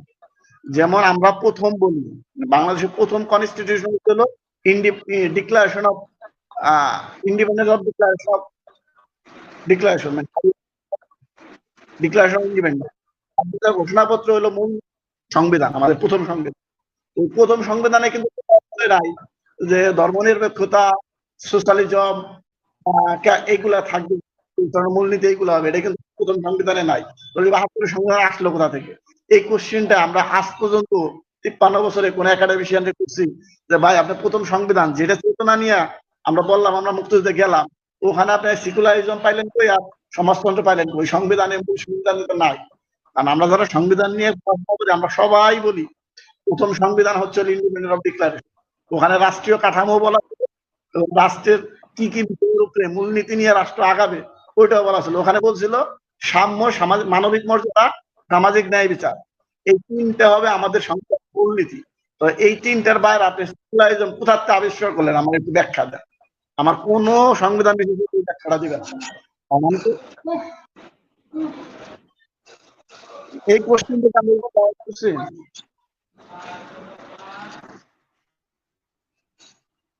তো এই ক্ষেত্রে আর কি আমার কাছে মনে হচ্ছে যে আসলে এই সংবিধানকে আমাদেরকে নানা ভাগে ভাগ করতে হবে। তার যে ফিলোসফিক্যাল সাইড আছে, যে প্রথম যে 3টা পরিচ্ছেদ, 3টা ভাগ, এবং তার ইনস্টিটিউশনাল, তারপর ইনস্টিটিউশনাল যে সমস্ত ভাগ, এগুলা নিয়ে আলাদা তর্ক করতে হবে। অর্গানাইজেশনাল যে 3টা ভাগ, এগুলা নিয়ে আমাদেরকে আলাদা তর্ক করতে হবে। তো কারণ এক একটা তর্ক এক এক রকমের হবে। কিছু কিছু তর্কের ক্ষেত্রে আমাদেরকে বয়ানও তৈরি করতে হবে, জনসচেতনতা তৈরি করতে হবে, আবার সংলাপেও যেতে হবে। আর কিছু কিছু বয়ান আমাদেরকে শুধুমাত্র সংলাপের মাধ্যমে আমরা সেগুলাকে সুরাহা করা সম্ভব। বিশেষ করে ফিলোসফিক্যাল যেই প্রথম 3টা ভাগ, অর্থাৎ আপনার এই আপনার প্রজাতন্ত্র এবং রাষ্ট্র পরিচালনার মূলনীতি এবং মৌলিক অধিকার, এই 3টা বিষয় নিয়ে আমরা সরাসরি সংলাপে যেতে পারি আর কি, আমার কাছে যেটা মনে হচ্ছে। আর বিশেষ করে প্রজাতন্ত্রের ক্ষেত্রে আমরা সংলাপের মাধ্যমে এটাকে সুরাহা করতে পারি, কারণ এটার সাথে জনগণের সংশ্লিষ্টতা খুবই কম এবং জনগণ সেটা বুঝেও না।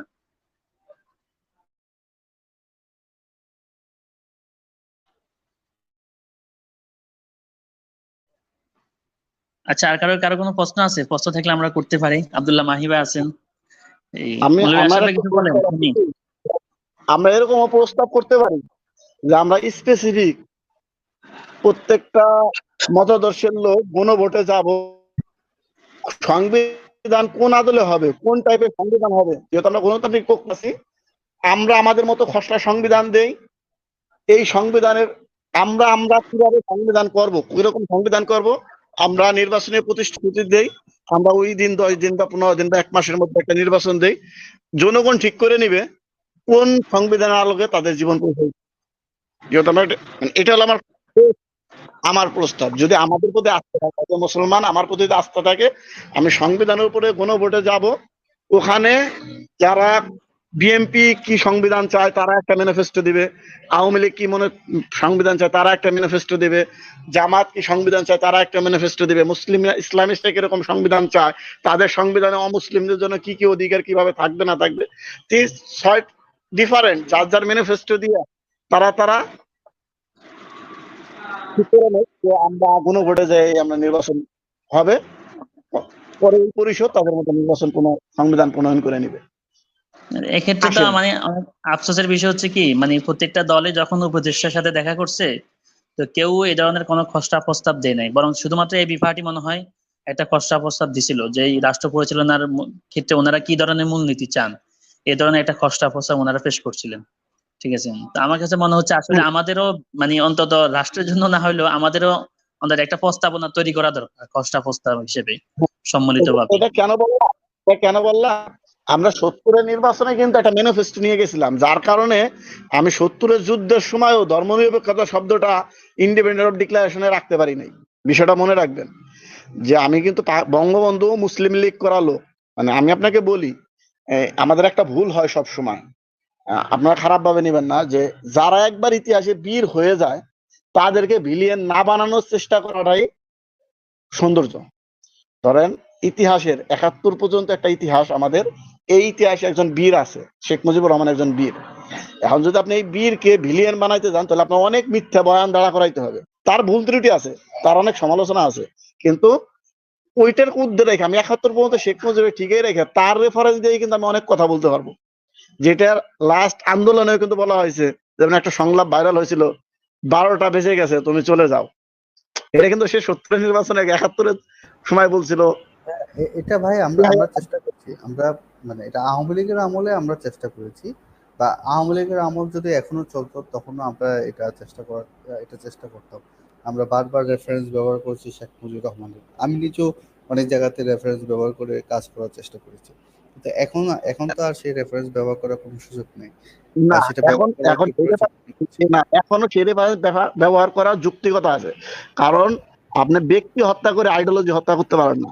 কারণ এখনো বাংলাদেশের মেজরিটি একটা না, পিপল, আমরা তো আইডিওলজি হত্যা করতে চাই না ওই ওই যে যখন আমি যখন তাকে অস্বীকার করব যে শেখ মুজিব কিছুই করে, তখন তার যে ফলোয়ার আছে তাদেরকে আপনি কিভাবে ডিল করবেন? সে তো বলতেছে উনি আমার নেতাকে অস্বীকারই করে, আপনার বয়ানই তো সে আমরা শুনতেছে না। আমরা তো নতুন তাকে একটা একটা বয়ানি জিনিস তৈরি করি, যেমন আমরা আমরা আমরা মুক্তিযুদ্ধের ইতিহাসটাকে নতুন করে সামনে আনতে চাই। আমরা মুক্তিযুদ্ধের মধ্য দিয়ে 47কে যেভাবে অস্বীকার করা হয়েছে, আমরা সেই সেই প্রবণতা থেকে সরে আসতে চাই। আমরা 47 থেকে ইতিহাস শুরু করে 71 পর্যন্ত একটা টাইম লাইন তৈরি করতে চাই, এবং 71-এর পর কিভাবে 47কে ভাঙ্গা হয়েছে এবং এখানে কারা হিরো ছিল কারা ভিলেন ছিল, এবং শেখ মুজিবুর রহমান কি আসলে হিরো ছিল কিনা। মুক্তিযুদ্ধ ছিল বাংলাদেশের মানুষের একটা স্বতঃস্ফূর্ত অংশগ্রহণ। বাংলাদেশে সারা বাংলা, এই যে 24 সালে আমরা যেমন দেখেছি বাংলার প্রত্যেকটা মানুষ, একমাত্র আওয়ামী লীগ ছাড়া, খাস আওয়ামী লীগ ছাড়া বাংলার প্রত্যেকটা মানুষ যেভাবে এখানে অংশগ্রহণ করেছে, মুক্তিযুদ্ধটাও এরকমই ছিল। কিন্তু মুক্তিযুদ্ধকে আওয়ামী লীগীকরণ করা হয়েছিল। হ্যাঁ, শুধুমাত্র শেখ মুজিবুর রহমানের সাথে খাস করে ফেলা হয়েছিল মুক্তিযুদ্ধকে। এখন এটাকে তো আমাদের ভাঙতে হবে। এখন আপনি যে ইডিওলজির কথা বলছেন, আপনি যে ব্যক্তির কথা বলছেন, সেই ব্যক্তি যে ইডিওলজিকে রিপ্রেজেন্ট করে, আমরা সেই ইডিওলজিটাই ভাঙতে চাই। আমরা বরং নতুন একটা ইডিওলজি সামনে আনতে চাচ্ছি। এখানে একটা জিনিস কি, মানে শেখ মুজিবের কথা যেহেতু বলতেছেন, আমি একটা মানে সংযুক্ত করতেছি আর কি এটার সাথে। মানে একটা হলো মুজিব যুদ্ধে মানে অংশগ্রহণ করে নাই, সে জেলখানায় ছিল, এই কথাটা বিএনপির একটা বয়ান আছে। কিন্তু একটা জিনিস কি, বাংলাদেশের মানুষের যখন 71-এ মুক্তিযুদ্ধ করছে, তাদের স্বতঃস্ফূর্ত অংশগ্রহণ ছিল, সেই কথাটা ঠিক আছে, কিন্তু তাদের এই স্বতঃস্ফূর্ত অংশগ্রহণের বিরুদ্ধে পাকিস্তানের প্রতি তাদের যে প্রতিহিংসাটা, এটা কি মুজিবের স্পিরিটে ছিল নাকি অন্য কারো স্পিরিটে ছিল? তখনও তারা নেতা হিসেবে কাকে মানত? তো এই জিনিসটা না, কিন্তু আমাদেরকে অনেক সময় খেয়াল করতে নেতা হয়। হিসেবে নেতা মানে হিসেবে তো আওয়ামী লীগকে নিচ্ছিল, কারণ আওয়ামী লীগকে হ্যাঁ, হ্যাঁ, মানে শেখ মুজিবুর রহমানকে নিচ্ছিল। কারণ হ্যাঁ, কারণ হ্যাঁ, ৭০ নির্বাচনে তারা শেখ মুজিবুর রহমানকে ভোট দিয়েছে, এবং ৭০ নির্বাচনটা ফেয়ার ইলেকশন ছিল না। এটা শতভাগ সত্য। যারা ইতিহাস নিয়ে পড়াশোনা করছেন আপনারা নিশ্চয়ই জানেন যে হ্যাঁ, ৭০ ইলেকশন মোটেও ফেয়ার ইলেকশন ছিল না। সেখানে বহুত হুম, ভোট জালিয়াতির মাধ্যমে আওয়ামী লীগকে জেতানো হয়েছিল, এবং ৭০ এর ইলেকশনে কিন্তু আপনার অনেক ছোট ছোট দল, যেমন মাওলানা ভাসানী কিন্তু ইচ্ছা করে আপনার নির্বাচনে যাননি। উনি কিন্তু আওয়ামী লীগকে জেতানোর জন্যই, বা এখানে সব পুরাটাই আওয়ামী লীগের হাতে আনার জন্যই কিন্তু নির্বাচনটা অংশগ্রহণ করেননি। তো এই ধরনের ঘটনাকে ৭০ নির্বাচনটা কিন্তু যেভাবে হোক একটা হিস্ট্রিক্যাল ছিল, যে এটা বাংলাদেশের মানুষের অধিকারের দাবিতেই এই নির্বাচনে মনে করেন কতটা ভোট যেন, মানে প্রায় ৯৮% মনে হয় ভোট পেয়েছিল বাংলা পুরো পূর্ব বাংলায় আওয়ামী লীগ। তো এই যে এই ঘটনাটা ঘটেছে, তো সেক্ষেত্রে আমি তো এটাকে অস্বীকার করি না, বা এটা কেউই অস্বীকার করবে না যে শেখ মুজিবুর রহমানের অবদান নাই, মানে শেখ মুজিবুর রহমানের জিরো। কিন্তু শেখ মুজিবুর রহমানকে যেভাবে দেবতা বানিয়ে তোলা হয়েছে, যেভাবে পয়গম্বরের জায়গায় তাকে নিয়ে যাওয়া হয়েছে, সেই জায়গাটা তো সমস্যা। এবং শেখ মুজিবুর রহমান একজন নেতাকে কখনোই আমরা শুধু আদর্শ দিয়ে জাজ করব না, বরং নেতাকে অবশ্যই আমাদের দিয়ে তার শাসন পদ্ধতির উপর আমাদের করা লাগবে। এখন উনি শাসন ক্ষমতা পাওয়ার আগে উনি কি কি বলেছেন, কিভাবে উনি ক্ষমতা পাওয়ার আগ পর্যন্ত গিয়েছেন, সেই সমস্ত আলাপ, আর ক্ষমতা পাওয়ার পর উনি কোন নীতি অবলম্বন করছেন, এই দুটার মধ্যে যদি তফাৎ থাকে এবং বড় ধরনের তফাৎ থাকে, তখন তো অবশ্যই আমাদের তাকে এড়িয়ে গিয়ে আমাদের নতুন একটা ধারণার সামনে হাজির করতে হবে। এটা আমি বিশ্বাস করি। এক্ষেত্রে মানে আমি চাচ্ছিলাম যে মানে মানে আমার কথা এটাই, মানে তাকে যতটুকু তার প্রাপ্য ওই প্রাপ্যটুকু তাকে বুঝিয়ে দেওয়া। অর্থাৎ মুক্তিযুদ্ধ হওয়ার ক্ষেত্রে একজন সাধারণ মানুষের ভিতরে মুজিবের স্পিরিট অবশ্যই কাজ করছে এবং সেটার ভিত্তিতে মূলত একটা স্বাধীনতা আসছে। এই জায়গায় মুজিব এই তর্কে অবশ্যই আমরা ফিলোসফিক্যালি আসতে পারি মুজিব আসলে স্বাধীনতা চাইছে কিনা। সে তো প্রাদেশিক একটা নির্বাচন চাইছে, অথবা প্রাদেশিক ভাবে তারা যে পথ সেই পথটা সে চাইছে, সে কিন্তু স্বাধীনতা চায় না। কিন্তু জনগণের যে স্বতঃস্ফূর্ত অংশগ্রহণ, সেই অংশগ্রহণটা কিন্তু মুজিবের স্পিরিট থেকে হয়েছে। মুজিবকে নেতা মানি সেই নেতার স্পিরিট থেকে কিন্তু তারা মুক্তিযুদ্ধ করছে। এই জায়গাটা তার প্রাপ্যটা তাকে দিলে এবং তার এখানে তখন প্রাপ্য স্বাধীনতা দিয়ে যখন বলতে আমি মানে তার যে স্বাধীনতা অকর্মগুলাকে শব্দটাকে সেগুলাকে যখন যেভাবে ব্যাখ্যা আমরা করব, তখন আমি ন্যায্য একটা বিচার করতে পারবো। তখন তারা যে ভাবাদর্শের লোক তাদেরকে আমি বুঝাতে পারবো যে দেখো তার প্রাপ্য ওই জায়গায়, পরবর্তীতে সে কি করছে এবং তার আগে কি করছে, এবং ফিলোসফিক্যালি সে আসলে আসলে এই জিনিসটা চাইছে কিনা সেটা দেখো। ঠিক আছে? তো এটা একটা মানে তরিকা হইতে পারে আর কি মুজিবকে পর্যালোচনা করার, হ্যাঁ, একেবারে কিন্তু বাদ না দিয়ে অথবা আমাদের মুজিবের প্রতি ঘৃণা মূল চর্চা না আলাপটা করে। হচ্ছে ইডিওলজি নিয়ে, হ্যাঁ, আদর্শ নিয়ে, হুম, ভাবাদর্শ নিয়ে। তো এখন আওয়ামী লীগের ভাবাদর্শটা কি? আওয়ামী লীগের ভাবাদর্শ তো হচ্ছে বাঙালি জাতীয়তাবাদ। এখন সেই বাঙালি জাতীয়তাবাদকে তারা যেই জায়গাতে নিয়ে আসছে, আমি আমি যদি বদরুদ্দীন উমরের কথা বলি, বদরুদ্দীন উমর কিন্তু লিখেছেন যে মাওলানা ভাসানী খুব সম্ভবত এই ৫৮ সালেই উনি আওয়ামী লীগ ত্যাগ করেন। তো ৫৮ সালে যে যখন আওয়ামী লীগ ত্যাগ করে, এরপর কিন্তু আওয়ামী লীগ আস্তে আস্তে উগ্র জাতীয়তার দিকে যাচ্ছে। মাওলানা ভাসানী কিন্তু একদিকে ওনার চিন্তা ভাবনা ছিল ইসলামী ভাবধারার, আরেকদিকে ওনার চিন্তা ভাবনা কিন্তু কিছুটা বাম ঘেঁষা ছিল। তো এখন ইসলামী ভাবধারা হোক আর বাম ঘেঁষা হোক, এবং তার যে বাম রাজনীতির সাথে তার যে সখ্যতা, সেই সখ্যতা কিন্তু ইয়ের প্রভাবে, এই দেখা যায় হাসরত মোহানি, মাওলানা ওবায়দুল্লাহ সিন্ধি, আহ, এবং ওই যে আহ, তাদের প্রভাবে আর কি। তো সেখানেও কিন্তু এক ধরনের আজাদ সুবহানি, হ্যাঁ, খুব গুরুত্বপূর্ণ আজাদ সুবহানি, ওনারা কিন্তু সরাসরি মার্ক্সবাদকে গ্রহণ করেন, কিন্তু মার্ক্সবাদ তাদের চিন্তা ভাবনা অনেকটা বৈপ্লবিক ছিল, একটু ভিন্ন রকম ছিল। তো এখন মাওলানা ভাসানীর সরে যাওয়ার পর উনি তো সহ প্রতিষ্ঠাতা, আরেকজন হলো শামসুল হক সহ প্রতিষ্ঠাতা, তৃতীয় লোক হলো সোহরাওয়ার্দী। তো সোহরাওয়ার্দী আসলে তখন তো অসুস্থ হয়ে এবং একটা পর্যায়ে উনি তো ইন্তেকালই করলেন। সেটা আমরা সেই ইতিহাসের দিকে না যাই, কিন্তু এই যে সোহরাওয়ার্দী কিন্তু আমেরিকার প্রতি তার একটা ছিল, সাম্রাজ্যবাদী আমেরিকার প্রতি তার এক ধরনের আগ্রহ ছিল, এবং আমেরিকার নীতিকে উনি বিভিন্নভাবে গ্রহণ করেছিলেন, আমেরিকার সাথে যোগাযোগ করার চেষ্টা করেছেন। তো এখন এই দিক দিয়ে তারা যে বাঙালি জাতীয়তাবাদকে যেভাবে আহ, এই উগ্র জাতীয়তাবাদের রূপ দিয়েছে আওয়ামী লীগ এবং ইয়ের পরে মাওলানা ভাসানীর পরে। তো এই জায়গাটা তো কোনোভাবে সমর্থনযোগ্য না। এবং সেই বাঙালি জাতীয়তাবাদ এখন সংবিধানে কিন্তু আপনারা জানেন নিশ্চয়ই যে আমাদের জাতীয়তাকে বাঙালি জাতীয়তাবাদ বলা হয়েছে। এবং সেখানে কিন্তু পুরা সিলেটি, চট্টগ্রাম, আপনার বাংলাদেশের যত আদিবাসী আছে এরা সব কিন্তু বাঙালি জাতীয়তাবাদের অন্তর্ভুক্ত করা হয়েছে সংবিধানে। এবং এই জিনিসটা কিন্তু একটা অসাংবিধানিক, যে আপনি আপনি কিভাবে একটা মানুষ বাঙালি না তাকে আপনি বাঙালি হতে বাধ্য করছেন। এবং এই বাঙালি জাতীয়তাকে যেইভাবে তারা তৈরি করছে, তো সেটা আর কি পুরোপুরি ব্রাহ্মণ্যবাদী ধারণা। মানে আপনি মনে করেন সেখানে হাজার বছর ঐতিহ্য হিসাবে আসছে দুর্গাপূজা, হ্যাঁ, তারপর পয়লা বৈশাখ, তো এই সমস্ত বিষয়কে আপনার জাতীয়তা, এই সমস্ত বিষয়কে বাংলার সংস্কৃতির অন্তর্ভুক্ত করেছে। কিন্তু ঈদ, আপনি দুর্গাপূজা উৎসব সবার জন্য, ধর্ম যার যার উৎসব সবার জন্য, কিন্তু ঈদ ধর্ম যার যার উৎসব সবার জন্য না। কারণ ঈদ বাঙালি জাতীয়তাবাদের কোনো সাংস্কৃতিক অংশ না। মানে এই ইডিওলজি, এটা তো আওয়ামী লীগের ইডিওলজি। এখন আমরা আমাদের যদি সংবিধানের সংস্কার চালাইতে হয়, তাহলে অবশ্যই আমাদের সেই আওয়ামী লীগের যে ছত্রছায়া আছে সেটা থেকে পুরোপুরি আমাদের বের হয়ে আসতে হবে। আওয়ামী লীগের মানে সে হিরো হোক অথবা ভিলেন হোক, আমাদের কোনো কিছু ম্যাটার করে না, আমাদের জাস্ট আওয়ামী লীগ থেকে বের হয়ে আসতে হবে। আমি তো কোশ্চেনটাই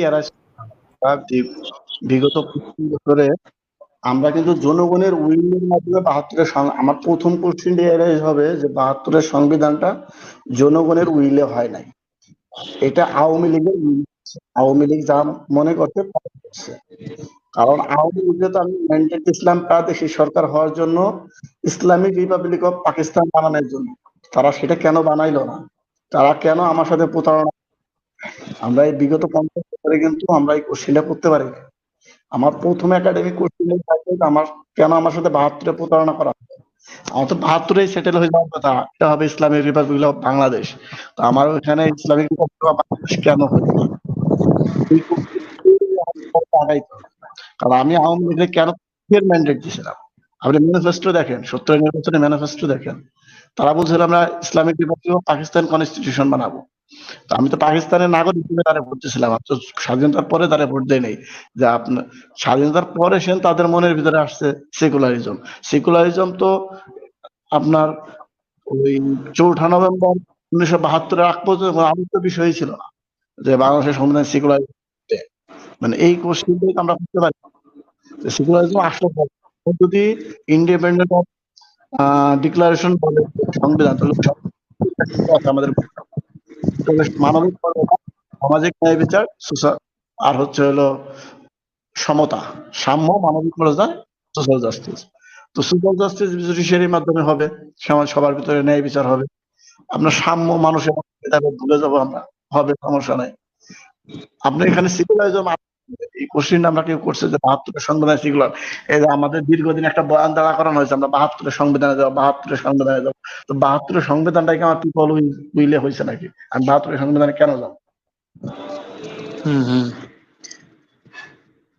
মানে আচ্ছা, এই জায়গাটা এখন আমাদের হয় আমরা সংবিধান কিভাবে প্রণয়ন করবো, এর জন্য 300 জন ইলেকট্রাল মার্কিন স্টলে, যে এই 300 জন ব্যক্তি মিলেই ঠিক করবে সংবিধান কিরকম হবে, কার কতটুকু পপুলারিটি আছে, কার আইডিওলজি আছে। আপনারা 300 জন এরিয়া থেকে নির্বাচিত হয়ে আছে, আমরা ওপেন নির্বাচন করবো, যার যার মতাদর্শ অনুযায়ী রূপরেখা দাঁড়া করা হবে, জনগণ ঠিক করে নিবে কাপ। তো আমাদের একটা জায়গা, এখানে আমরা যদি সংবিধান ইসলামাইজেশন করতে চাই, তাহলে প্রবলেমটা এখানে যে ইসলামাইজেশন করতে হলে আমরা জনগণের রায় নিয়ে আমরা ইসলামাইজেশন করতে পারবো না। কারণ জনগণের মধ্যে সেই ভোটটা নেই। আপনি যদি 300 জনের যে কথা বলছেন, এই 300 জনের মধ্যে অন্তত 280 জনই আপনার হবে যারা সংবিধানে আল্লাহ এবং আল্লাহ রসুলকে সার্বভৌমত্ব দিতে রাজি হবেন। তো রাজের পরিস্থিতি হ্যান্ডেল করবেন,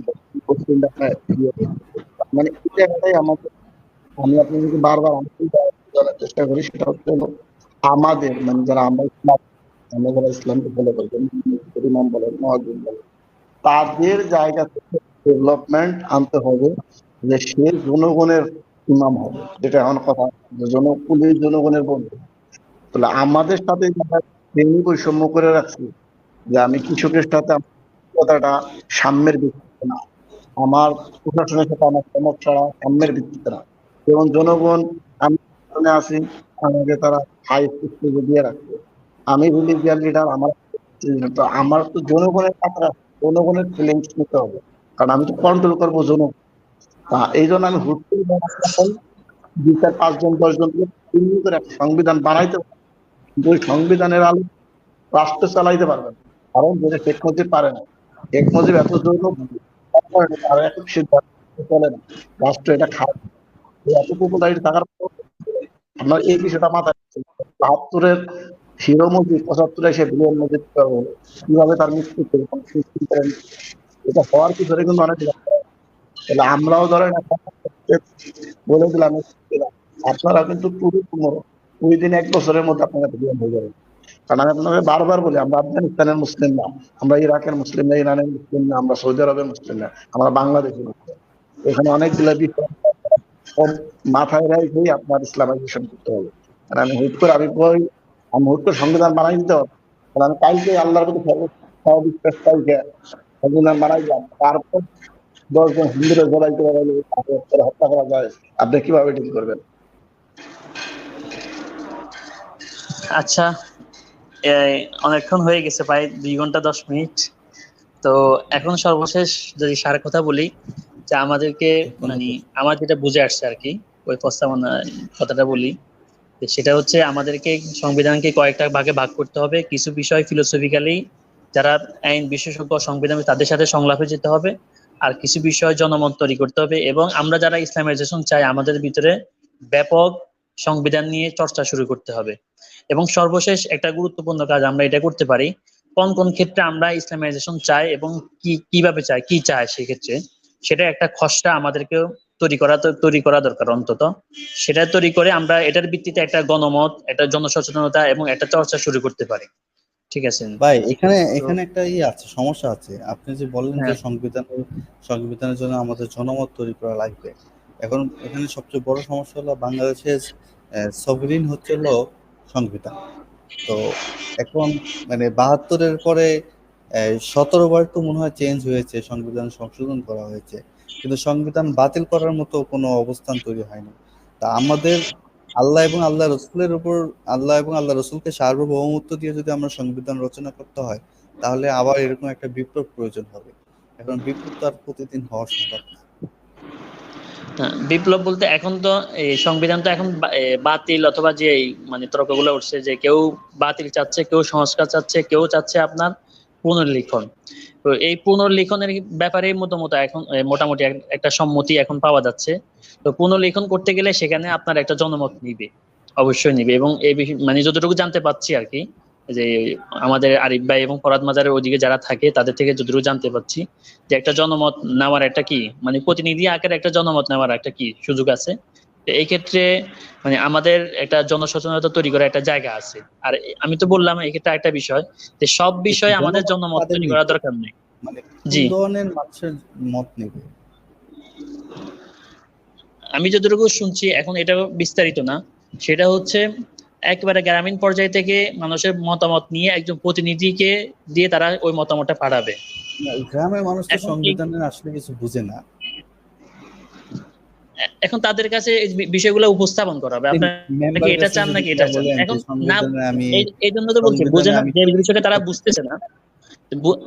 এটা মানে প্লেটোর একটা কথা আছে না, যে দেশের নাগরিক যত বেশি শিক্ষিত ও দেশের রাজনীতি তত উন্নত হয়। এখন এক্ষেত্রে আমাদের ব্যর্থতা, আমরা যেরকম মানুষকে এই বিষয়গুলো বুঝাতে পারি নাই, যে দিনের বিষয়গুলো অন্তত বুঝাতে পারি, যে আমি অন্তত তার থেকে একটা মতামত নিতে পারবো। ঠিক আছে, যে ন্যূনতম একটা মতামত নেওয়ার মতো কি আমরা সেই পরিবেশ সিচুয়েশন তৈরি করতে পারি নাই। তো এখন আমাদেরকে সেই জনমতটা তৈরি করতে হবে। আমরা চাইলে সেই জনমত তৈরি করতে, আমাদের মসজিদের মেম্বার আছে, ওয়াজ মাহফিল আছে, আবার এটাকে সুনির্দিষ্টভাবে এটাকে লক্ষ্য এবং টার্গেট করে যে আমরা আলাদা জনসচেতনতা তৈরি করতে যাই, সেটাও আমরা পারবো। আমি চাচ্ছি না যে মানে এই পুনর্লেখনের ভিতর দিয়ে একটা ইসলামী সংবিধান তৈরি হয়ে যাবে। আমি চাচ্ছি যে যে সংবিধানের মৌলিক কিছু জায়গায় আমাদের একটা চেষ্টা প্রচেষ্টার মাধ্যমে অন্তত কিছু জায়গায় যেন ইসলামাইজেশন হয়ে যায়, যেটার ভিত্তিতে আমরা যে ইসলামী বিপ্লবের কথা বলতেছি ইসলামী সেই সংবিধান, বিপ্লবটা করার ক্ষেত্রে যেন আমাদের জন্য সহায়ক হয়। হ্যাঁ, একটা ব্যাপার দেখেন, পাকিস্তান বলেন, পাকিস্তানের মানুষ তো আমাদের দেশের মতো। হ্যাঁ, আমি আমি নিজে, আমরা তো পাকিস্তানে যাইনি। তো আমার এক ভাই আছে যে পাকিস্তানের প্রচুর সিনেমা দেখে, এই নাটক টাটক দেখে। তো ও আমাকে এসে বিভিন্ন সময় বলতো যে ভাই, যে এটা মানে ওরা একবারে হুবহু আমাদের মতো, ওদের চিন্তা ভাবনা, ওদের কালচার টালচার যা আছে, মানে আমাদের দেশের মুসলমানরা যেরকম চিন্তা ভাবনা ধারণ করে, ওদের চিন্তা ভাবনা কিন্তু এরকম, ওটা ওদের সেই ড্রামার মধ্যে দিয়ে ফুটিয়ে তোলে। তো এখন এখন কিন্তু পাকিস্তান আমাদের থেকে আলাদা কিসের? আলাদা শুধু একটা ক্ষেত্রে, সেটা হলো তাদের সংবিধানের মধ্যে আল্লাহ সার্বভৌমত্বটাকে আল্লাহর হাতে দিয়ে দিয়েছে। এখন দেখা যাচ্ছে যে পাকিস্তানেও সুদ চলে, পাকিস্তানেও ঘুষ চলে, মানে করাপশন টরাপশন যা আছে সব হুবহু একই। মানে মানে আমাদের দেশে যেমন এই আহ, মানে নগ্নতা আছে, ইমানদারিতা নাই, আমানতদারিতা নাই। তো একই ব্যাপার কিন্তু পাকিস্তানও। মানে পাকিস্তান যে আমাদের যে তারা যে ভালো আমাদের যে ভালো মুসলমান, বিষয়টা কিন্তু মোটেও এরকম না। হ্যাঁ, তো এবং এবং তাদের সিনেমাও সেই অশ্লীলতা, তাদের সিনেমাতেও সেই আইটেম গান, এগুলি সবই আছে। মানে তারা উল্টা আর বলিউডের সাথে তারা রাখার সম্পর্ক রাখার চেষ্টা করেছে, বলিউডের মানে আমাদের সিনেমা তৈরি করতে হবে সেখানে। এবং পাকিস্তানের যে এই, গান গায় সেই এরকম সমকামী অ্যাক্টিভিস্ট। এবং কিছু বছর খানেক আগে ইউটিউবে একটা খবরে দেখলাম যে পাকিস্তানে তোলপাড় হয়েছে একটা সিনেমাকে ব্যান করা নিয়ে। সে সিনেমা কি, সেটা হলো সমকামিতা প্রচারণা নিয়ে একটা সিনেমা বানিয়েছে পাকিস্তানে। তো এখন এই সব এক হওয়া সত্ত্বেও পার্থক্য শুধু এক জায়গাতেই, যে ওই এখানে সংবিধানে আল্লাহ এবং আল্লাহ রসুলের সার্বভৌমত্ব দিয়ে রেখেছে। আর এর ভিত্তিতে আপনার যে গণতান্ত্রিকভাবে যে শাসনটা চলছে, সেই শাসনটার মধ্যে যে প্রশ্নগুলি আমাদের উপর সাধারণত আসে, যে এখন যেমন শরিয়া কায়েমের প্রশ্ন আসছে, খেলাফত কায়েমের প্রশ্ন আসছে। এখন খেলাফত কায়েমের প্রশ্ন আসলো, এই যে যেমন আজকে দেওয়ানবাগের মাজার ভেঙে ফেলা হয়েছে। এখন এটা নিয়ে কিন্তু আমরা কথা বলতে পারছি না। এখন আমরা কথা বলতে গেলে আমাদের বলা হচ্ছে যে আপনি কি মাজারকে সমর্থন করেন কিনা, আপনি কি এই ভণ্ড পীরকে সমর্থন করেন কিনা। এখন আমরা তো ভণ্ড পীরকে সমর্থন করি না, মাজারকে সমর্থন করি না, কিন্তু আবার কেন আমরা মাজার ভাঙতে চাচ্ছি না, কেন আমরা মাজারের ভাঙার বিরোধিতা করছি? কারণ আমরা ল মানতে চাই। হ্যাঁ, আহ, তো তো এখন যে এখন তারা আবার তখন গিয়ে প্রশ্ন করতেছে, আপনি কেন এই এই ল মানতে চান, যেটা আর কি আল্লাহর বিধান না। হ্যাঁ, মানব রচিত বিধান আপনি কেন মানতে চান? মানব রচিত বিধান নিয়ে আপনার কেন এত মাথা ব্যথা? তো এগুলি কিন্তু জবাব আমাদের হাতে নেই। আমি জানি না আপনাদের হাতে আছে কিনা, যে কেন আমি কি আল্লাহর বিধানের উপরে গিয়ে আমি কেন মানব রচিত বিধানকে আমি প্রাধান্য দিচ্ছি? এখানে তো কথাই আছে, লা তাআতা লি মাখলুকিন ফি মাসিয়াতিল খালিক। যে স্রষ্টার যেই নির্দেশ আছে, সেই নির্দেশের বাইরে, সেই নির্দেশ অমান্য করে কোনো মাখলুকের তো আইন মানা যাবে না। এটাই তো উসুল। তো এখন এই জায়গাতে এসে কিন্তু আমাদের কোনো সমাধান আমরা দিতে পারি না। এটা কিন্তু ইমরান ভাই আপনি ভালো করে জানেন, নোমান ভাইও জানেন, নজরুল ভাই হয়তো জানেন না, কারণ উনি মাদ্রাসা হ্যাঁ, মাদ্রাসা হয়তো। এই কোশ্চেনটার বয়ান দেওয়ার ক্ষেত্রে আমি আব্দুল্লাহ জাহাঙ্গীরকে একটু সাথে রাখবো। আব্দুল্লাহ জাহাঙ্গীর কিন্তু একটা কথা বলতো, আহমদুল্লাহ সাহেব একটা কথা বলে যে লুঙ্গি খুলে পাগড়ি বাঁধবেন নাকি পাগড়ি খুলে লুঙ্গি পরবেন। মানে আমি মাঝার ভাঙবো, তো আপনি নামাজ পড়েন না, এটা বড় শুরু। কারণ কোন নামাজই কিন্তু মাজার ভাঙতে যাচ্ছে না, কোন ফরজ না, আমল তারপর হয়তো মাজার ভাঙতে যাচ্ছে না। মাজার ভাঙতে যাচ্ছে কিন্তু একটা অতি উৎসাহী ধর্মপ্রেমী, যার ব্যক্তি ধর্মের অবস্থা খুবই নাজুক। মানে ব্যক্তি ধর্মের অবস্থা খুব নাজুক, তো সে অতি উৎসাহী মাজার ভাঙতেছে। মানে ওই পয়েন্ট আমার ইস্টাবলিশ করতে হবে যে আমি, যেমন আল্লাহ রাসূল কিন্তু প্রথম মক্কা বিজয় করার পর মূর্তি ভাঙে নাই, একটা সিস্টেমেটিক ওয়েতে যায়, একটা পর্যায়ে যায় সে মূর্তি ভাঙছে। তো আমার ওই ফিলোসফিটাও দাঁড়া করাইতে হবে যে আমরা কখন যায় মূর্তি ভাঙবো, কখন যায় মাজার ভাঙবো, তার আগ পর্যন্ত আমার কি হবে। এটা তো পাবলিক আর তো সবচেয়ে বড় পাবলিকলি আপনি নিশ্চয়ই জানেন, আচ্ছা, আমরা একটা বই পড়েছি যেটা ওই এক্ষেত্রে জনগণ। এক্ষেত্রে আমি যে কথাটা বলতে চাচ্ছি আর কি, আশরাফ ভাই পরিপ্রেক্ষিতে, সেটা হচ্ছে প্রথমত আমি সংবিধান করলাম, এই সংবিধানে একটা জিনিস আমি ঢুকালাম, সেটাকে ইসলামাইজেশন করলাম, অথবা যেটাই করলাম, পাকিস্তানের সাথে যদি আমরা তুলনা করি আর কি। তা একটা সংবিধান হওয়ার পরে সেটাকে কিন্তু আইন দ্বারা বাস্তবায়ন করতে হয়। আর ইসলামাইজেশন করার পরে তখন সেখানে দায়িত্বটা আইন এবং আপনার তাসজিদের একটা জায়গা থাকে, এবং মানুষকে এই ব্যাপারে সচেতনতার একটা বিষয় থাকে, মানে আইনিগতভাবে মানুষকে এটার প্রতি বাধ্য করা হয়। আবার আলেম ওলামা যারা ধর্মীয় ব্যক্তিগণ তারা এটার প্রতি মানুষকে উদ্বুদ্ধ করে, যেরকম নামাজের প্রতি মানুষকে উদ্বুদ্ধ করা হচ্ছে, এটা একটা বিষয়। দ্বিতীয় বিষয় হচ্ছে মানে এই যারা বলতেছেন যে মাজার ভাঙছে, তাদের মানে বিপক্ষে থেকে মানে পক্ষ থেকে আমাদের কাছে যে সমস্ত প্রশ্নগুলো আসে, আপনি দেখবেন যদি শুধুমাত্র আপনার কাছে পুরা কোরআন শরীফ দেওয়া হয়, একটা নস দেওয়া হচ্ছে, তো নসের ভিতরে কিন্তু যুগ এবং সময় এবং তার এই ক্রাইটেরিয়া প্রসেসটা কিন্তু উল্লেখ থাকে না। সেটা উল্লেখ করা হয় ফেক এবং ইস্তেদলালের মাধ্যমে। তো শুধুমাত্র যারাই আমাদেরকে এখন এখানে একটা ভাগ হয়ে গেছে, এটা হলো মুসলিম, একটা হলো তাওহীদপন্থী, বুঝছেন? তো এখন যারা এই সমস্ত কাজ করতে দেখবেন তারা তাওহীদপন্থী হয়ে গেছে। এখন আমি মুসলিম হলে আমাকে সেখানে এই আল্লাহ রাসূলকে মানতে হচ্ছে, আল্লাহ তাআলাকে মানতে হচ্ছে, আল্লাহ রাসূলকে মানতে হচ্ছে, কোরআন এবং হাদিস মানতে হচ্ছে, ইজমা, কিয়াস, ওরফ সবকিছু আমাকে মানতে হচ্ছে, মাসালেহ মুরসালা আমাকে মানতে হচ্ছে। কিন্তু যারা তাওহীদপন্থী এদেরকে এদের এই সমস্ত কিছুই মানতে হচ্ছে না, এদের শুধুমাত্র একটা নস থাকাই যথেষ্ট। এবং এই নসের সিচুয়েশন, পরিস্থিতি, প্রেক্ষাপট কতটুকু সে কোথায় কিভাবে ইস্তেদলাল করছে সে নিজেও বলতে পারবো না। তার কাছে শুধুমাত্র আক্ষরিক একটা অর্থ থাকাই যথেষ্ট তার মাজার ভাঙার জন্য।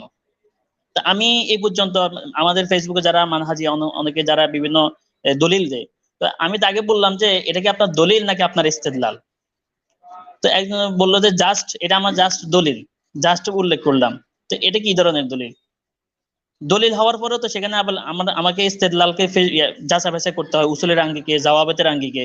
তখন দেখবেন যারা এই ধরনের দলিল দিচ্ছে তারা ফেকি যে স্কুল অফ থট, আমার সবসময় একই কথা যে ফেকি স্কুল অফ থট থেকে তারা সরে গেছে। তো এই সমস্ত লোকেরা খারেজি এটা তো হয়ে যায়, ভাই হয়তো ভিন্ন তারা আলাপ। তারা হয়তো মানুষকে খারেজ করে, আর না হয় তারা নিজেরাই খারেজ হয়ে যায়।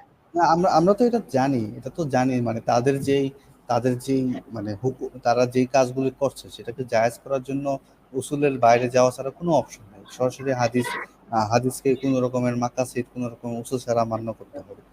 কারণ এই একই কাজ কিন্তু খারিজিরাও করেছে। এই যে খারিজিরা বলছে ইনিল হুকমু ইল্লা লিল্লাহ, তো ইনিল হুকমু ইল্লা লিল্লাহ কিন্তু মানে একইভাবে তারা এই জিনিসগুলো ব্যবহার করছে। হ্যাঁ, যে কোন রকম কোন উসুলে কোন জায়গাতে কোন ক্ষেত্রে এই কথার প্রয়োগ হবে, এবং এই বক্তব্য তারা মানে আল্লাহ তাআলার এই বক্তব্যকে তারা হযরত আলী রাদিয়াল্লাহু তাআলা এগেইনস্টে ব্যবহার করছে। হম হম। তো এটা আমার কাছে এটা মনে হচ্ছে এদের মোকাবেলা করার জন্য আমাদেরকে উসুলিগত ভাবে আরো শক্তিশালী হতে হবে। উসুল মানে ছাড়া এদেরকে ধরার কোনো জায়গা নেই। মানে সে এখন সেটা আমার কথা হচ্ছে, আমরা যে ইসলামাইজেশনের কথা বলছি, আপনি যা বলছেন, মানে আমরা যা বলছি বা আমাদের এতক্ষণে আলাপে যে সমস্ত কথা উঠে আসছে সবই হচ্ছে দীর্ঘমেয়াদী প্রসেস। তো হ্যাঁ হ্যাঁ হ্যাঁ, অবশ্যই। এখন মানে স্বল্প স্বল্প মেয়াদী প্রসেস নেই, মানে এরকম এরকম কোনো ক্ষেত্রে যাওয়ার মতো সুযোগ আমাদের নেই। স্বল্পমেয়াদী স্বল্পমেয়াদী সিস্টেমটা নেই কেন আমি আপনাকে বলি ভাই। স্বল্পমেয়াদী কেন নেই? ধরেন আমি এখন একজন ব্যক্তিরে ডিসি বানাই রাখছি, আমি একজন ব্যক্তিরে এসপি বানাই রাখছি যারা আইন শৃঙ্খলা কন্ট্রোল করে দিবে, প্রশাসনকে হ্যান্ডেল করে দিবে। তো আপনি যখন হুট করে একটা জিনিস বুঝেই দিবেন, আপনি হুট করে একজন ডিসি নিয়োগ দিতে পারবেন না। একটা প্রক্রিয়ার মাধ্যমে আপনার অনেকগুলো আইন একটা কলমের খোঁচায় বাতিল করতে পারবেন। তখন আপনার ওই দুইটা সাংবিধানিক কাঠামো, মানুষের মোটিভেট, আর ওই লেভেলে বসানোর মতো যোগ্য মানুষ তৈরি করা। কারণ আমরা কিন্তু আপনি যারা হুট করে আমি এনাদুল্লাহ আব্বাসীকে ধরেন ফরেন মিনিস্টারের সচিব বানাই দেবেন, এটা কতটুকু আইন?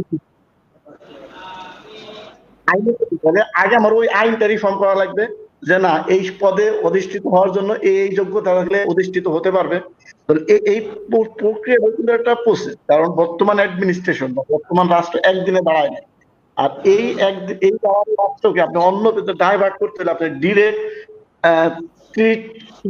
করে ঘুরাইলে ভাঙ্গে যাবে। আপনার রেলওয়ের মতোই দীর্ঘ দূর থেকেই আপনার টার্গেট ঠিক করতে হবে, রেল লাইনের মতো। যে আপনি রেল লাইন আর বাস লাইনের পার্থক্যটা এখানে, বাস আপনি চাইলেই মোড় নিতে পারেন, কিন্তু ট্রেন আপনার দিক করে দীর্ঘ দূর থেকেই আপনার ঠিক করতে হবে যে আমি এখন এই পাকটা নিব, এবং অনেক পথ পাক নিতে হবে। আর যদি আপনি বাসের মতো অ্যাঙ্গেল করতে চান তখন আপনি টিকবেন না। মানে স্রোতের সাথে টিকে থাকাটা কঠিন। আর যে আগে থেকে আমি যেমন আমরা এখনো কিন্তু একটা থট দাঁড়া করাইতে পারিনি। আমি যখন ল পড়ি তখন কিন্তু আমি একটা কোশ্চেন করতাম তাদেরকে, বলে স্যার আমরা তো একটা সংবিধানে পড়ি, বলে হ্যাঁ, বলে জাস্টিস হামিদুল হক স্যার যে সিদ্ধান্ত দেয় আবার জাস্টিস ওয়াহাব মিয়া যে সিদ্ধান্ত দেয়, দুইজনের দুই সিদ্ধান্তের কারণে দুইটা সংবিধান দরকার হয়, কয় না। বলে তাহলে আমি যখন হানাফি স্কুল বলতেছি আর মালিক স্কুল বলতেছি তখন আপনি দুইটা ধর্ম দাঁড়া করাচ্ছেন কেন? উত্তর নাই। মানে এইটা যে জুডিশিয়াল ডিসিশন, এইটা কিন্তু আমরা এখনো দাঁড়া করাইতে পারি। আমরা কিন্তু এখনো ফিকা মালিক ফিকা হাম্বলি, এটা যে জুডিশিয়াল ডিসিশন একই কোরআন হাদিস দ্বারা, এই বয়ানটাই আমরা দাঁড়া করাইতে পারি না। আমরা এটা দুইটাকে রিলিজিয়ান ইনস্টিটিউশন বানাইছি প্রথম জায়গা করে। আমি সিকুলারের সাথে যখন আমি কথা বলতে যাবো তখন আমার প্রথমে একটা থট দাঁড়া করাইতে হবে যে হানাফি মালিক এটা জুডিশিয়াল ডিসিশন নয়, এটা ধর্মীয় কনক্রিট না, এটা জুডিশিয়াল ডিসিশন অল্টার হবে, জুডিশিয়াল ডিসিশন ভিন্ন হবে, জুডিশিয়াল ডিসিশন সময় এবং যুগের সাথে ভিন্ন হবে, যেটা আমাদের কনস্টিটিউশনকে আমাদের সুপ্রিম কোর্ট করতেছে। এখন দুইজনের মতাদর্শের ক্ষেত্রে দেখেন যে হানাফি জুডিশিয়াল ডিসিশন ভালো নাকি বর্তমান সংবিধান আলোকে যে জুডিশিয়াল ডিসিশন আছে এইটা ভালো, এই আলোচনাটা তুলতে হবে। তখন আপনি কিন্তু এখন ধীরে অমুসলিমদেরকে ডিল করবেন। আপনি মুসলমান ডিল করার ক্ষেত্রে হানাফি মালিক স্কুল দিয়ে চলতে পারবেন। যখন আপনি অমুসলিমদের ডিল করবেন তখন আপনারা কোশ্চেন করবে আমি আশারি মাতুরিদেরকে মানবো নাকি আমি সালাফিদেরকে মানবো, আমি মাতখালি মানবো নাকি দেওবন্দি মানবো। এই প্রশ্নের উত্তর দেওয়ার ক্ষেত্রে তখন আমি বলতে ওইগুলো সব জুডিশিয়াল ডিসিশন, এক কথা আপনাকে এড়াই যেতে হবে। কারণ দুইটার ডিবেট জন তৈরি করবেন, ডিবেট তৈরি হবে, হবে না। এই জায়গাটা থেকে আমি ফিকাকে কিন্তু আমি এখন ধর্মীয়, কারণ এখন আমরা ফিকার কাছ থেকে কি নেই, নামাজ রোজার মাসাইল নেই। মূলত কিন্তু ফিকার কাছ থেকে নামাজ রোজার মাসাইল নিত না, নিতে হলো ওরে এখন হদ্দ দেওয়া যাবে কিনা, ওরে এখন জিনার শাস্তি রজম করা যাবে কিনা, এই ডিসিশন গুলো হলো মূলত ফিকার ডেভেলপমেন্ট। আর নামাজ রোজার বিষয়ে ফিকার একই ডেভেলপমেন্ট, ওখানে কিন্তু খুব একটা পার্থক্য নাই। তো এই জায়গাটা কিন্তু আমরা অনেক দূরে চলে গেছি, যার কারণে বর্তমান যারা আইন প্রণেতা বা তাদের সাথে আমরা মানে কথা বলার ক্ষেত্রে তারা প্রথমে তুমি হানাফি না শাফি, তো তোমরা দুইজনে একসাথে চলতে পারবে না, তাহলে আমাদের সাথে কিভাবে চলবা? আচ্ছা, এই ক্ষেত্রে আমার কাছে যেটা মানে আশরাফ ভাইয়ের কথার পরিপ্রেক্ষিতে যে কথাটা মনে আসছে আর কি, একটা কিতাব আছে মানে সুন্নাতুল্লাহি সাইদ রমাদান আল বুতির, মানে উনি ওয়ালাং তাজিদ আলী সুন্নাতিল্লাহি তাবিদিলা, এই আয়াতের পরিপ্রেক্ষিতে কিতাবটা লেখা হয়েছে। তো ওখানে উনি কিছু বিষয় মানে দেখাইছেন ওই কিতাবের ভিতরে, যে কিছু বিষয়ের শাস্তি এবং যাজা আল্লাহ পাক দুনিয়াতেই দিয়ে দেন, সেটা মুসলিম হোক অমুসলিম হোক, যেই করবে তাকে যাজাটা দিয়ে দিবেন, যে করবে তাকে এই শাস্তি দিয়ে দিবেন। এই ধরনের কিছু বিষয় উনি কি নির্ধারণ করছেন। তো আমরা এই যে এখন দীর্ঘমেয়াদী বলি স্বল্প মেয়াদী বলি, একটা রাষ্ট্র ব্যবস্থা একটা কাঠামো তৈরি হওয়ার জন্য যে দীর্ঘ প্রসেস আমাদের শুরু করা দরকার ছিল আরো আগে থেকে, সেই প্রসেসটা যদি আমরা শুরু না করি সেটা আল্লাহ তাআলার খেলাফত হইলো, সেটা আল্লাহ তাআলা কায়েম করবে না। কারণ আল্লাহ তাআলা একটা মাশিয়াত এবং নিজামের ভিত্তিতে পৃথিবীকে চালান, ঠিক আছে, এবং এখানে শ্রমের ভিত্তিতে একটা জিনিসের যাজা দেওয়া হয়। তো আমার কাছে মনে হচ্ছে যে যে দীর্ঘমেয়াদী যে প্রসেস ছাড়া ও এখন এমন কোন সুযোগ আমাদের হাতে নেই যে খুব তৎক্ষণাৎ ভাবে একটা পরিকল্পনা করে আমরা এই জিনিসটা কি করতে পারবো, বাস্তবায়ন করে ফেলতে পারবো। এটা আল্লাহ পাকের নিজাম না, আল্লাহ পাক নিজাম বহির্ভূত কাজ করেন না, ঠিক আছে। তো কাজ করেন না মানে তার নিজাম বহির্ভূত কাজ করার শক্তি আছে কিন্তু তিনি করেন না, ঠিক আছে। তো এই কারণে আমার কাছে মনে হচ্ছে অন্তত এই উপলক্ষে আমাদের একটা দীর্ঘমেয়াদী প্রসেস হইলো এখন যে কাজগুলো আমরা করতে পারবো, আর কিছু কাজ আমরা plan A plan B plan C আমরা রেখে দিতে পারি, অথবা ধারাবাহিকভাবে আমরা এই প্রসেসে আগাতে পারি। এইভাবে আগালে আমার কাছে মনে হচ্ছে আমরা তাহলে আমাদের ইসলামাইজেশনের জন্য আমরা যদি ধরে নেন আমরা কিছু প্রস্তাব উত্থাপন করতে চাই একদম ইন্টারিম সরকারের কাছে, তাহলে আমাদের এরকম কিছু ফাঁক ফোকর রাখা লাগবে, যে ফাঁক ফোকরের ভিত্তিতে ধরে নেন আমরা একটা প্রস্তুতি নিয়ে plan A plan B plan C যে কোনো মাধ্যমে আমরা 50 বছরে গিয়ে আমরা এমন একটা পর্যায়ে উপনীত হয়েছি যে এই মুহূর্তে আমরা সংবিধানকে আমরা ইসলামাইজেশন করতে পারবো বা ইসলামীকরণ করতে পারবো। তো ঠিক ওই মুহূর্তে এখন সংবিধান তো যখন তখন চেঞ্জ করা যায় না, এটা তো জানেন। সংবিধানের ভিতরেই সংবিধান পরিবর্তন না মানে সংবিধানকে প্রশ্ন করার অধিকার দেওয়া হয়নি।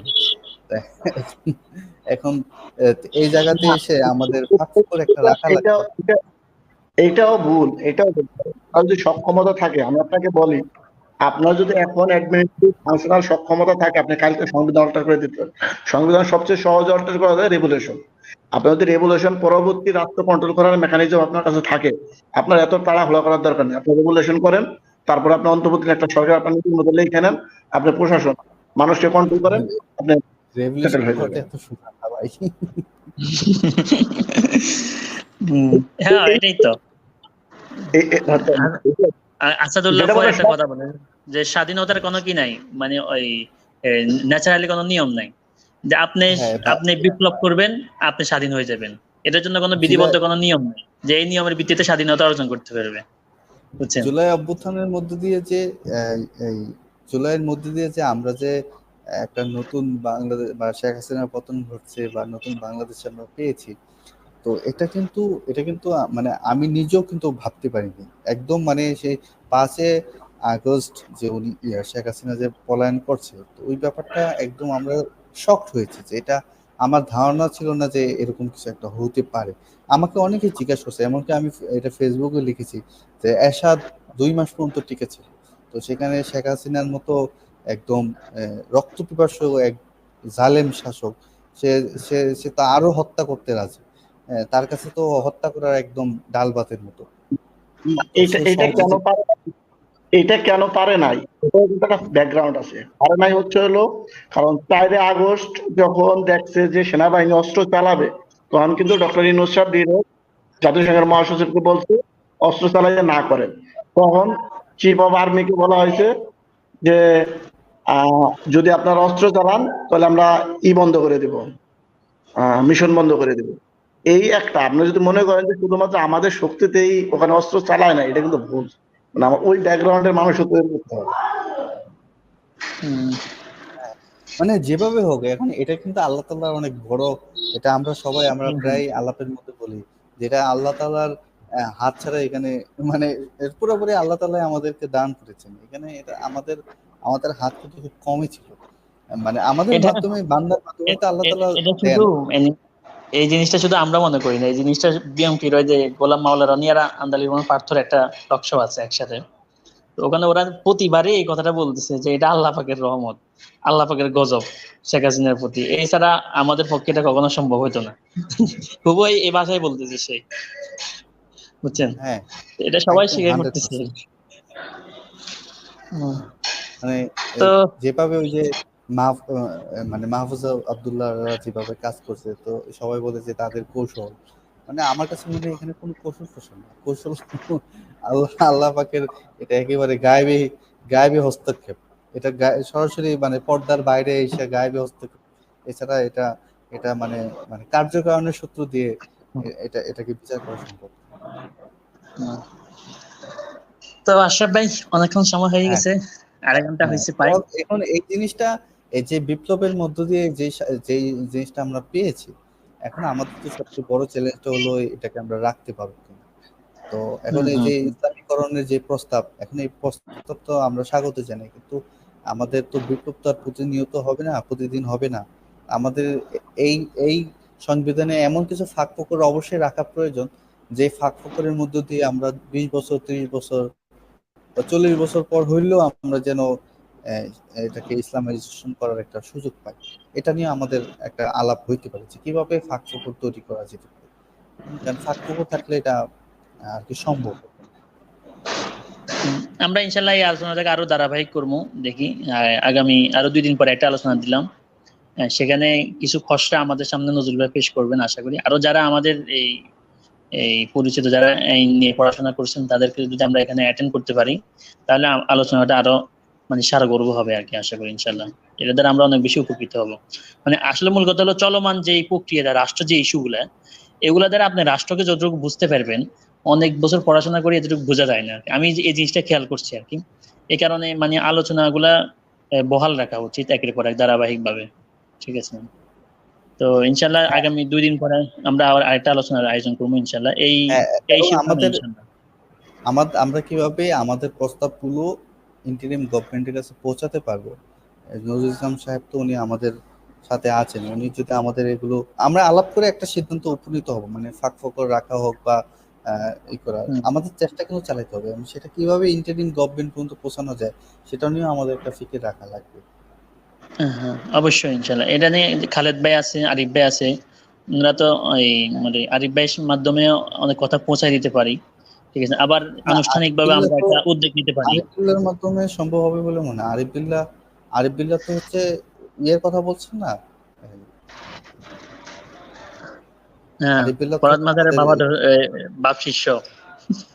হ্যাঁ, ফয়েজ মোজার সাহেবের শিষ্য। তো হুম, আমার মনে হয় না, ফয়েজ মোজারের পর্যন্ত এই ধারণাগুলো পৌঁছানো সম্ভব, বা ফয়েজ মোজার এগুলিকে স্বাগত জানাবে। কারণ তাদের তাদের যেই দৃষ্টিভঙ্গি, সেটা সেটা হচ্ছে পুরোপুরি সেকুলার। এবং আহমদ ছফা সাহেবের যে দৃষ্টিভঙ্গি, ফরহাদ মোজার সাহেবের একই দৃষ্টিভঙ্গি। আহমদ ছফা সাহেবের একটা কথা আছে যে বাংলাদেশের যদি শতভাগ জনসংখ্যা শতভাগই মুসলমান হতো, তবুও এদেশের সংবিধান বা আইন কাঠামো হবে সেকুলার। কারণ এটা তা যদি না হয় তাহলে বাংলাদেশ পাকিস্তান হয়ে যাবে আবার। হুম, তো এটা হলো তাদের মাইন্ডসেট। সলিমুল্লাহ খান বলেন, ফওয়াজ মজার বলেন, এবং যাবতীয় সেকুলার আছে, তারা কিন্তু এটা শতভাগ বিশ্বাস করেছে বাংলাদেশে যদি জনসংখ্যা 90% না হয় 100%ও হইতো, তবুও এই দেশ সেকুলার রাখতে হবে। তো এখন এই মাইন্ডসেটে যারা, তাদের কাছে তো আমরা আমাদের ভাবনা প্রকাশ করলে লাভ নেই। সেটার একটা উদ্যোগ নিতে হবে অবশ্যই, ইনশাল্লাহ। দেখা যাক, তাহলে চেষ্টা করেন এই কাদের সাথে সংলাপ করলে আমরা এই বিষয়গুলা করতে পারবো আর কি। তাদেরকে আমাদের আলোচনায় হাজির করেন, অথবা প্রস্তাবটা আমরা ইনশাল্লাহ তাদের সামনে দাঁড়াবো, এই ডে বাই ডে আস্তে আস্তে রিকোয়েস্ট হ্যাঁ, করি ইনশাল্লাহ। না এখন আপাতত আমাদের মূল আমাদের কাজ হচ্ছে, আমার কাছে আমাদের যেটা যে মনে প্ল্যান, হচ্ছে ওই যে যে আপনি এটা বলছেন plan A, plan hmm, B, plan C. হ্যাঁ, হুম, তো plan A, plan B, plan C তৈরি করা লাগবে, যে 50 হ্যাঁ, হ্যাঁ, বছর হ্যাঁ, পরে যেন অবশ্যই। আমরা এই ইসলামীকরণের একটা ফুরসত পাই। আর এই মুহূর্তে আমাদের যেটা লাগবে সেটা হলো ফাঁক ফোকর রাখা, যে কিভাবে হ্যাঁ, আমরা হ্যাঁ, 50 বছর পর ধরেন একটা মানে প্ল্যান করে যে 50 বছর পর কিভাবে কি আমরা করতে পারি। যে আমাদের আব্দুল্লাহ মাহি কিছুক্ষণ ছিল, তো এরপর চলে গেছে। তো আব্দুল্লাহ মাহি বললো যে আহ, ইয়ের মিশরে মিশরে এই ফ্রেঞ্চরা মনে হয় শাসন করছে মনে হয় 10-11 বছর, এরকম একটা হুম, খুবই হুম, অল্প সময়। তো এবং 10-11 বছরে তারা প্রাতিষ্ঠানিকভাবে এমন সব প্রজেক্ট চালু করে গেছে যেটার প্রভাব এখন পর্যন্ত আছে। হ্যাঁ, হ্যাঁ, তো এই যে একটা কি গুরুত্বপূর্ণ বিষয়, যে এমন মানে 10-11 বছরের শাসনে তারা এতটা জোরালো, এতটা শক্তিশালী প্রভাব রাখতে পেরেছে। আপনার যে তারা ফরাসিরা যে সমস্ত দেশ শাসন করছে, সেই সমস্ত দেশের এখন মানে বেশিরভাগ মানুষই ফরাসিতে কথা বলতে পারে, এবং তাদের সেকেন্ড ল্যাঙ্গুয়েজ ফরাসি। তো তারা তাদের মানে অনেকে মাতৃভাষাই পারে না। যে এই যে আমাদের দেশে যে ঘটনাটা ঘটে, যে সবচেয়ে ন্যাক্কারজনক ঘটেছে, যে দুইজন শিক্ষিত বাঙালি একসাথে হইলে তারা কথা বলে ইংরেজিতে। তো এরকম তো মানে এরকম ঘটনা দেখা যায় হলো সেই আরব দেশগুলিতে, যে দুজন শিক্ষিত আরব একসাথে একত্র হয়ে তারা ফরাসিতে কথা বলা শুরু করছে। তো হুম, এই মনোভাব তৈরি করা, যে কলোনিয়াল মনোভাব, চূড়ান্ত কলোনিয়াল মনোভাব, এই এই এই জিনিসটা কিন্তু তারা করতে সক্ষম হয়েছে। এটা কিন্তু তাদের সফলতা। আমরা যতই বলি যে ইংরেজরা খারাপ, কিন্তু ইংরেজরা কিন্তু এসব ক্ষেত্রে সাকসেস, তারা এটা করতে পেরেছে। হুম। তারা তো সাকসেস আমরা হয়েছে দেখে তো কি আমরা করতে তাদেরকে পারবো খারাপ সেটা নিয়ে বলতেছি। আমাদের, হ্যাঁ, কিন্তু আমরা কিন্তু তার তার প্রতিবিধান হাজির করতে পারছি না। মানে এটাকে হুম, আমরা মানে এই কর্নিয়াল মাইন্ডসেট কিভাবে দূর করা যাবে, সেই নিয়মে সেই ব্যাপারটাই আমরা হাজির করতে পারছি না। আর হুম, আমরা নিজেরা কিছু একটা তৈরি করবো, তো এটা অনেক দূরের কথা। এটাই। তো এখন আমার কাছে যে আমি এই নজরুল ভাইয়ের সাথে আবার ব্যক্তিগতভাবে একটু আলাপ করবো, সেটা হচ্ছে মানে আমাদেরকে একটা খসড়া অন্তত দিয়ে দিলে, ওনাকে আমি আরো কিছু বিষয় লিখতে বলছিলাম, যে কোন কোন জায়গায় আমাদের ইসলামী আইন থেকে উনি দাঁড় করা হয়েছে, আর পরবর্তীতে সেগুলোর শাস্তি 1980 সালের আগে ইসলামী কিছু কিছু ক্ষেত্রে ইসলামী শাস্তির বিধান ছিল, অর্থাৎ যেভাবে ইসলামী কাঠামো ছিল, শাস্তির যে প্রক্রিয়া ছিল ওইভাবে শাস্তি দেওয়া হতো। তো এই বিষয়গুলো কবে কিভাবে মানে বিলুপ্ত হয়েছে, এই বিষয়গুলো আমাদেরকে জানতে হয়। আবার নজরুল ভাই আগের আলোচনায় একটা কথা বলছিলেন, যে এই গতবারের আলোচনায়, যে ফতুয়া আলমগীর থেকে অনেক কিছু নকল করা হয়েছে। আবার তারপরে 69-এর যে নির্বাচন, ওই নির্বাচনের ক্ষেত্রে আমরা দেখি যে মূলত পাকিস্তান সংবিধান প্রণয়ন করার জন্য একটা কি সংবিধান এই নির্বাচনটা হয়েছে। তো এই বিষয়গুলোও নিয়ে আমাদের একটা লিখিত আকারে একটা মানে চলে আসা দরকার বিষয়গুলো। আসলে আমরা এই বিষয়গুলো নিয়ে উপরে ভিত্তি করে অনেকগুলো কথা বলতে পারবো। এটার পরে আমাদের দ্বিতীয় কাজ যেটা আমার কাছে যেটা মনে হচ্ছে, এখন আমরা পরিবর্তন করতে গেলে খসড়াটা আমরা কিভাবে তৈরি করতে পারি, ঠিক আছে, এই একটা খসড়া আমাদেরকে তৈরি করে দিতে হবে আর কি। এটা দেখি আমি ইনশাল্লাহ নজরুল ভাইয়ের সাথে আলাপ করি, এটা নিয়ে বিস্তারিত কাজ করা দরকার আসলে, আমি যেটা মনে করি আর কি। তো এই কাজটা ইনশাল্লাহ আমরা সামনে নিয়ে আসবো আশা করি খুব দ্রুত। ঠিক আছে, তো আজকের মতো এখানেই রাখি তাহলে। অনেক সময় দিতেন সবাই, নজরুল ভাই, আশরাফ ভাই, সবাইকে আন্তরিক মোবারকবাদ আমাদেরকে সময় দেওয়ার জন্য আজকে।